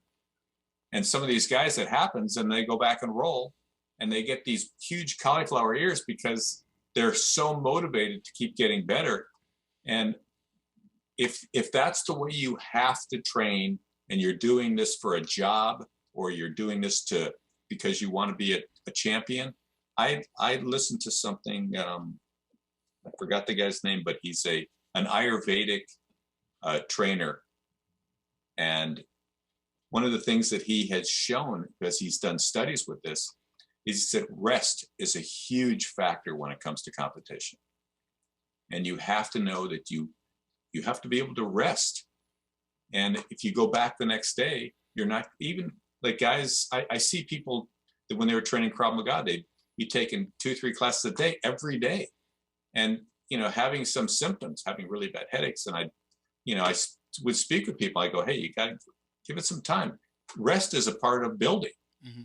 And, now that I talk to Steve Maxwell, because Steve's older and he goes, he's changed his whole thing about the whole kettlebell thing. And, he said, you got to go really slow. The older that you get, you need more time to rest. And if you're not feeling 100%, the guy in the Ayurvedic book, I wish I remembered his name. One of the things that he did when he was training world-class athletes, he said what he would do is he would take a baseline, their pulse, and then they put them through a hard workout. And the next day, he would take their pulse. If the pulse was up by 10% or more, a very light workout or no workout, because it means that you're repairing and you need to rest. And the following day, if it was like that, you'd rest again. You wouldn't come back and train until you got that baseline pulse, because that meant the repairing is there. Mm-hmm. The only other thing that I really recommend is that people, and I don't know if I know you probably use a foam roller. I did. Now I use something called the Chirp, but yes, I have used the foam roller. Okay. Is it a soft foam roller? Can you take the thing and bend it in your hands? It's like one of the noodles for the bigger, fatter versions of like the pool noodles, those foam. Okay. So it's bendable. Yes. Yeah. Okay. Because that's the only foam roller that I would use. And I learned it a few years ago from a doctor that I went and saw. One of my students, I went and saw his father-in-law. And it's something called the MELT method, MELT. And she teaches you how to use that thing properly. Okay. And I recommend my clients, my students, I said, look, you want to do something, if you don't want to see me as much, then learn the MELT method. Do this little thing because it's really helpful. So, and so many people, jiu-jitsu is so much fun and you have such a good time, it becomes an obsession. Yeah. So I was definitely I still think I'm obsessed, but I'm smart about the obsession. Right. I'm a little bit smarter about, usually I do open mats. We do an open mat on Saturday and Sunday. Those are usually the only 2 days that I'll train, days back to back, that I'll train back to back. Usually it'll be like Tuesday, Thursday, Saturday, Sunday, or now I've been, just because of work and the podcast, I've been doing Wednesday, Saturday, and Sunday. We did an open mat last night, so now I think I could be able to do like, Wednesday, Friday, Sunday. But I feel so much better. My training goes so much better. I don't, have to have my wife push me out of bed when I keep a day in between training sessions. And it's just what right now, it's what I do now. And again, it's, get banged up a little bit, and especially if I train hard, get banged up a little bit and then take a day off. So right.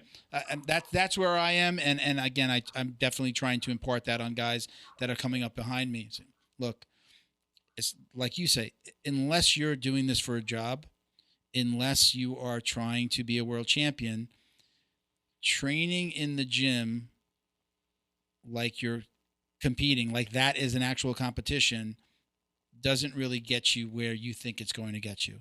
It's probably going to get you hurt. It's not getting you a championship. You're only beating up on guys that are going to wind up not wanting to train with you if you're going to go that hard every sparring session. And ultimately, you're not going to last because something's going to hurt, something's going to break, something's going to get pulled, and then you're not going to be able to train at all. And then you're going to be forced off the mat. And I never want that. After my knee, I said, wow, I never want to be in that position again where I can't train. I mean, it was, talk about the mental health aspects of jiu-jitsu for me, that stress release that I wasn't getting. Then I'm working at home. I'm here all day with my daughter. She's doing her homework. She's in her, doing her homeschooling. I'm out here in the office doing my work and barely ever leaving the house. That was that was a good 6-9 months. And I've just recently gotten back to training. So just losing the mental health aspects, that release of the stress that I just wasn't having, I never want to go through that again. And now, if you train, it's likely that something's going to get hurt, and I just hope it's never for that long. But I'm, trying to tell these guys, and usually people don't see it. They don't do it, or they don't heed the warning until they get hurt. And almost everybody gets hurt at some point. Something hurts, and that'll keep them off the mat. Yeah. And even if you're training because you want to be a world champion, there's still a certain amount of rest that you need to have. Yeah. You need to find the right people and train smart. Yeah. Because, it's talking about lasting. You want your body to last. I mean, this is a marathon. Yeah. And if you first of all, you get burned out. I see guys that they're not on the mats anymore because they're burned out and their body can't take it anymore. And I say, you need to train smarter. Last night, I got my thumb caught. I was rolling with a girl in our class, the toughest girl, love her to death, this girl Flo, and my finger got caught in her rash guard. She just she reversed me. I'm on the bottom, and my finger just got caught like that. And my first thought was, my God, am I going to be out again? Because the initial pain was there. I was like, that went a little too far. It's been great today, so no problems. But that's the first thing that went through my mind. It's like, man, I'm going to be off the mat. No, come on. It's what went through my mind, So I'm going to go through we do a little speed round here at the end of each podcast. I call it a speed round. I probably need to rename it. It doesn't mean that you have to answer these fast. These are 3 or 4, what do we have? About 5 different questions, actually, that we ask almost every guest. So I'm just going to go down one by one. You can elaborate as much as you want. I'm usually not going to jump in and answer. Okay, so before you do it? Sure. Wait a sec. Are we done? I had another couple hours in. We're not. No, we're good. We're not. I'm getting hungry, so I'm good. No, we're not done, and we'd always love to have you back because there's so much more that I know we could talk about. Okay. So I'll start with number 1 here. Well, if you could go back in time, what would you tell the white belt you? Relax and enjoy it, and don't be less critical. Yeah. Good. Now, other than achieving the rank of black belt, what is your ultimate goal in jiu-jitsu? What would you like to leave behind, let's say?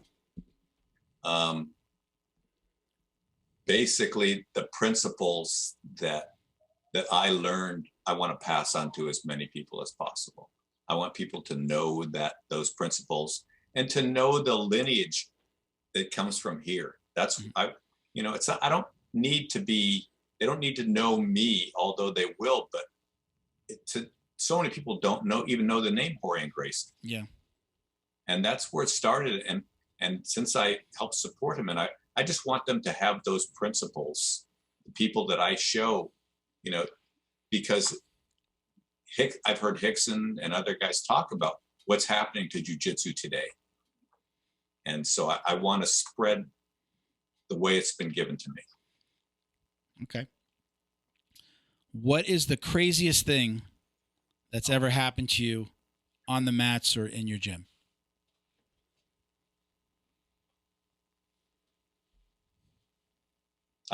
When you say crazy, like I'll give you a couple of examples. We've had somebody threw up right next to somebody's face while they were in guard. Oil checks are always a popular one. Nice. What else, Bo? We've had some weird ones. I mean, I'm sure, with all of the challenge matches, we've talked about a little bit of that craziness, but free feels. broken things. Yeah, we've had a couple of, or seeing other people's limbs break. What's that? Ooh. Oh, I thought you said who. But yeah, look, we could move on if you don't have an answer for that one. But there's nothing that really stands out. Okay. What is your biggest regret as it relates to jiu-jitsu?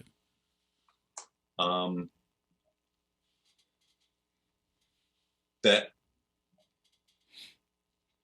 I wish I would have done more when I was younger. More jiu-jitsu? More jiu-jitsu. Yeah. While I could. I could be on the mat and do more. Okay. Now, the last one here, this is the big one. You mentioned something before. I mentioned something before, but this is the question that gets us into a lot of fights here. Our podcast before the pandemic, when we started, it was always a round table, and we'd have our guests come in.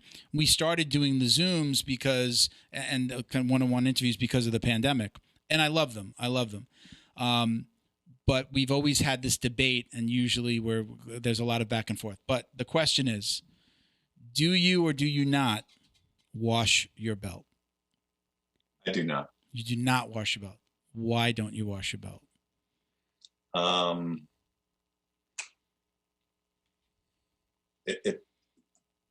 Well, put it this way. I used to, when I was really doing training and the guys that were sweating, okay, it would get wet.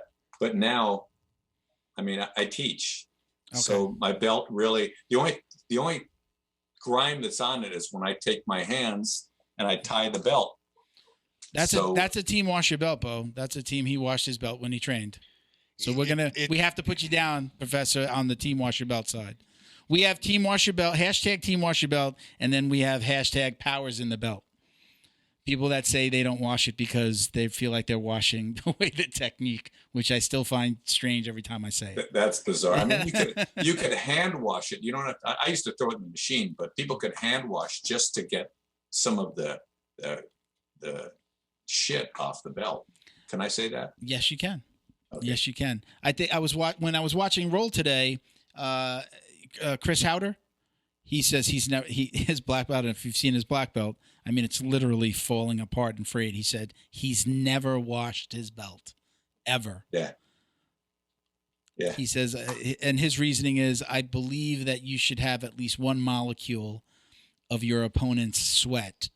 Everyone you've ever rolled with, you should have a molecule of their sweat in your belt. But then he does go back. He does go on to say, but come on, the technique is in you, basically. The technique is in you, not in the belt. So he doesn't wash it, but I don't think he subscribes to the powers in the belt. So it's that Highlander. He's a colorful character. Oh yeah, yes. I love watching his interviews. I love watching when he does when somebody can get him on video when he does a seminar. It's hilarious. I'm not sure if you've ever seen one of the videos. Yes, I have. Yes, I have. That's why I said he's a character. They're hilarious. I love them. So, Professor, I appreciate you so much for coming on. Thank you so much for doing this. I'm going to hold up the book on my end, Bo. Can we get a shot of the book? Hold it right in front of you. Yeah, stick it out there. Worth defending. Lower it. Lower it. Oh no! Oh wait. No, the camera shot's up here though. That's just you. That's the only one you could see. Oh, okay. We're gonna get it on the camera up here. Okay. Worth defending. I've already told a buddy of mine that I'm gonna give him the book. I was talking about it last night. We were actually talking about the whole, taking care of yourself, what we just discussed here at the end. So I really want you to read this book, and I think that you're going to understand where I'm coming from. And he is, he's somebody that's saying, I'm realizing that and he likes to roll light. He's there for the self-defense. His son does jiu-jitsu. So we were talking a lot about the book, and I told him I was going to pass it along as soon as I finished last night. So again, thank you again so much for doing this. Is anybody you want to say hello to? I usually give the guys a chance to shout out their sponsors and say hello and thank you. Do you have anybody that you'd like to say hello to? I think one, I like to always mention Scott for taking the time to reach out, and he put a lot, he's kept the project going when I was going through a hard time.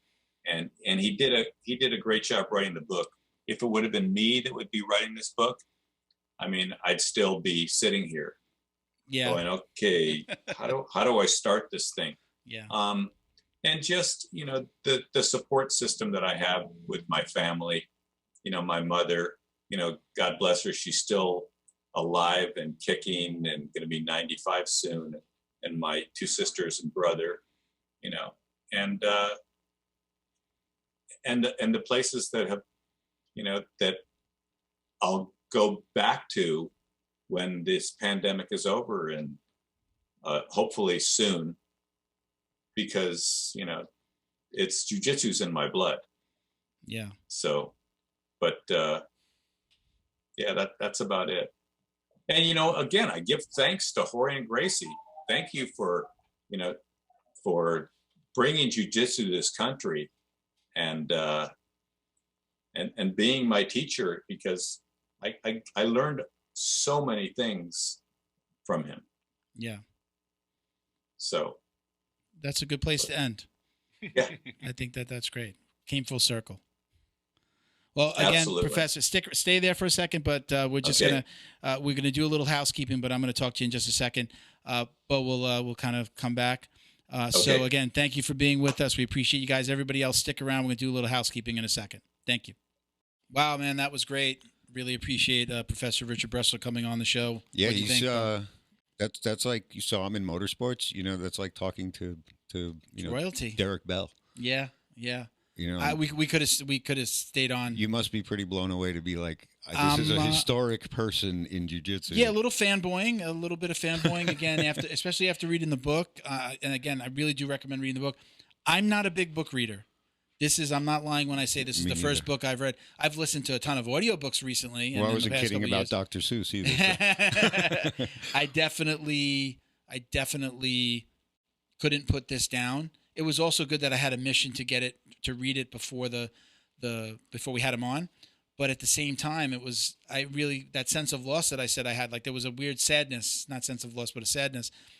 I just wanted to keep on reading. I want to hear more of these stories. So it was like sad, but then, I'm going to have him on the show, and you got to bring him back again. Look, we wound up, I barely asked any of the questions that I had, that I know, I normally have a list of questions to make sure that, we covered, lots of little things, and I didn't ask most of it because we could add a 4-hour show with him. Yeah, we could keep on going, and we'll definitely. I'd love to have you back, I don't Professor. think the recording thing actually goes 4 hours. It only does 3 hours 23 minutes. So let's do a little bit of housekeeping here, folks. Again, thank you for sticking around. And one of the things I wanted to say about sponsors and our housekeeping specifically. Look, these things and these companies help us keep the show going. So we really appreciate you not only going to these companies and buying their products like Flow and Roll and Fight Back, but we also appreciate the donations so that we can do the scholarships and the Patreon supporters and things like that. It really does help keep this going because we're self-funded. We don't have a rich we don't have a rich uncle. We don't have a sugar daddy. No. So no sugar daddy. The foundation, you can find the foundation GoFundMe link in the description. We hope to be awarding our next scholarship, 1-year jiu-jitsu scholarship. We'll pay for their entire year of jiu-jitsu. We send them a gi, send them a rash guard. And you can, again, find the link in the description. Donate through our GoFundMe. If it's easier for you, just go to Instagram, @Jiu Jitsu Dummies. Go to the link in our bio, and it'll actually just open up and give you all the different ways that you can work with us or help us out. Now, if that's all too confusing, just donate right on Facebook or Instagram. On Instagram, it's @the JJD Foundation. On Facebook, just go to facebook.com/the Jiu Jitsu Dummies Foundation. Just spell it all out. Right there on the top of each page, there's a donate button. You can help us out, whether it's $5, setting up a recurring donation, whatever you want to do. Every little bit helps. It keeps us on air. It keeps us putting out these scholarships. And, again, I'm sure, you'd love to hear us just as much as we'd love to keep on doing these. All right. So we also now, one of the cool things that we do with Flow and Roll, again, hats off to Sean for doing this for us and with us. For every $50 you donate, you're able to get either a free embroidered belt or a coffee mug. So you can get one of the coffee mugs here, Bo. You want to show them the mug on the table, right? Yeah, sure. So we've got the foundation mug that we send you, or you can get an embroidered belt from Flow and Roll. If you go to get a belt, if you buy a belt anywhere online and then also ask for it to be embroidered, you're probably going to spend probably $40-$50 total. So if you donate $50, we're going to send you one for free. Think of it like that. You can check out our podcast store at jiujitsudummies.shop. Get 15% off with code JJD. You know, we always say we've got ranked rash guards, tees, face shields, backpacks, coffee mugs, free shipping on orders over $50. One of the really cool things we're doing now with Flow and Roll, once again with Sean at Flow and Roll, we're doing our first podcast tee with Flow and Roll. So we're working on the design now. Hope to have it out to you within the next month or so. And it's going to be the first time that we're going to have a podcast tee for sale on somebody else's site. So excited to do that. Fightback CBD. Get 20% off your CBD order at fightbackcbd.com with code JJD. And for those of you who don't know Justin, he's doing some incredible things for people. You know, he's awarding scholarships and paying for people's jiu-jitsu and their gis. If you've got a substance abuse issue or mental health issue and you want to get into to jiu-jitsu as a means of therapy, he's the guy to speak to. Send him a direct message. It's not just about if you order from him. Send him a direct message, and he might help you out or point you in the right direction. Okay. Last but not least, support the Jiu Jitsu Dummies Foundation on Amazon Smile. Again, go to our Instagram, find one of the Amazon Smile posts, swipe left, and you'll actually see the instructions for setup. Or just Google Amazon Smile setup. It'll lay it out for you right there on the first page of Google, and you can basically what it does is donates just a portion of your order, like 0.05%, I think it is, Bo, to just directly to the foundation. And again, we use that money to award scholarships. That's it. Got anything, Bo? No. You want to give him your handle? Oh. Which handle do you want to give today? Handy_wisdom. Go check He's him out. If my you, little buddy. Yeah, his little buddy. You'll like it. It's really funny, guys. I'm at Uncle Milty BJJ on Instagram. Check me out. I also handle, for the most part, anything that you guys send to at Jiu Jitsu Dummies on Instagram. So that's me on the other side of that every time. So if you have any questions, you want to work with us on the show, you want to sponsor, you want to give something away, we're doing some really cool things on the page, like we said before. Just hit us up, send us a DM. We'll almost always answer you within just a few hours. And, we're excited to work with you guys if you want to do something with the show. So, listen, thank you again for watching and listening, everybody. Stay safe. Los. Doo-doo. Doo-doo. Doo-doo.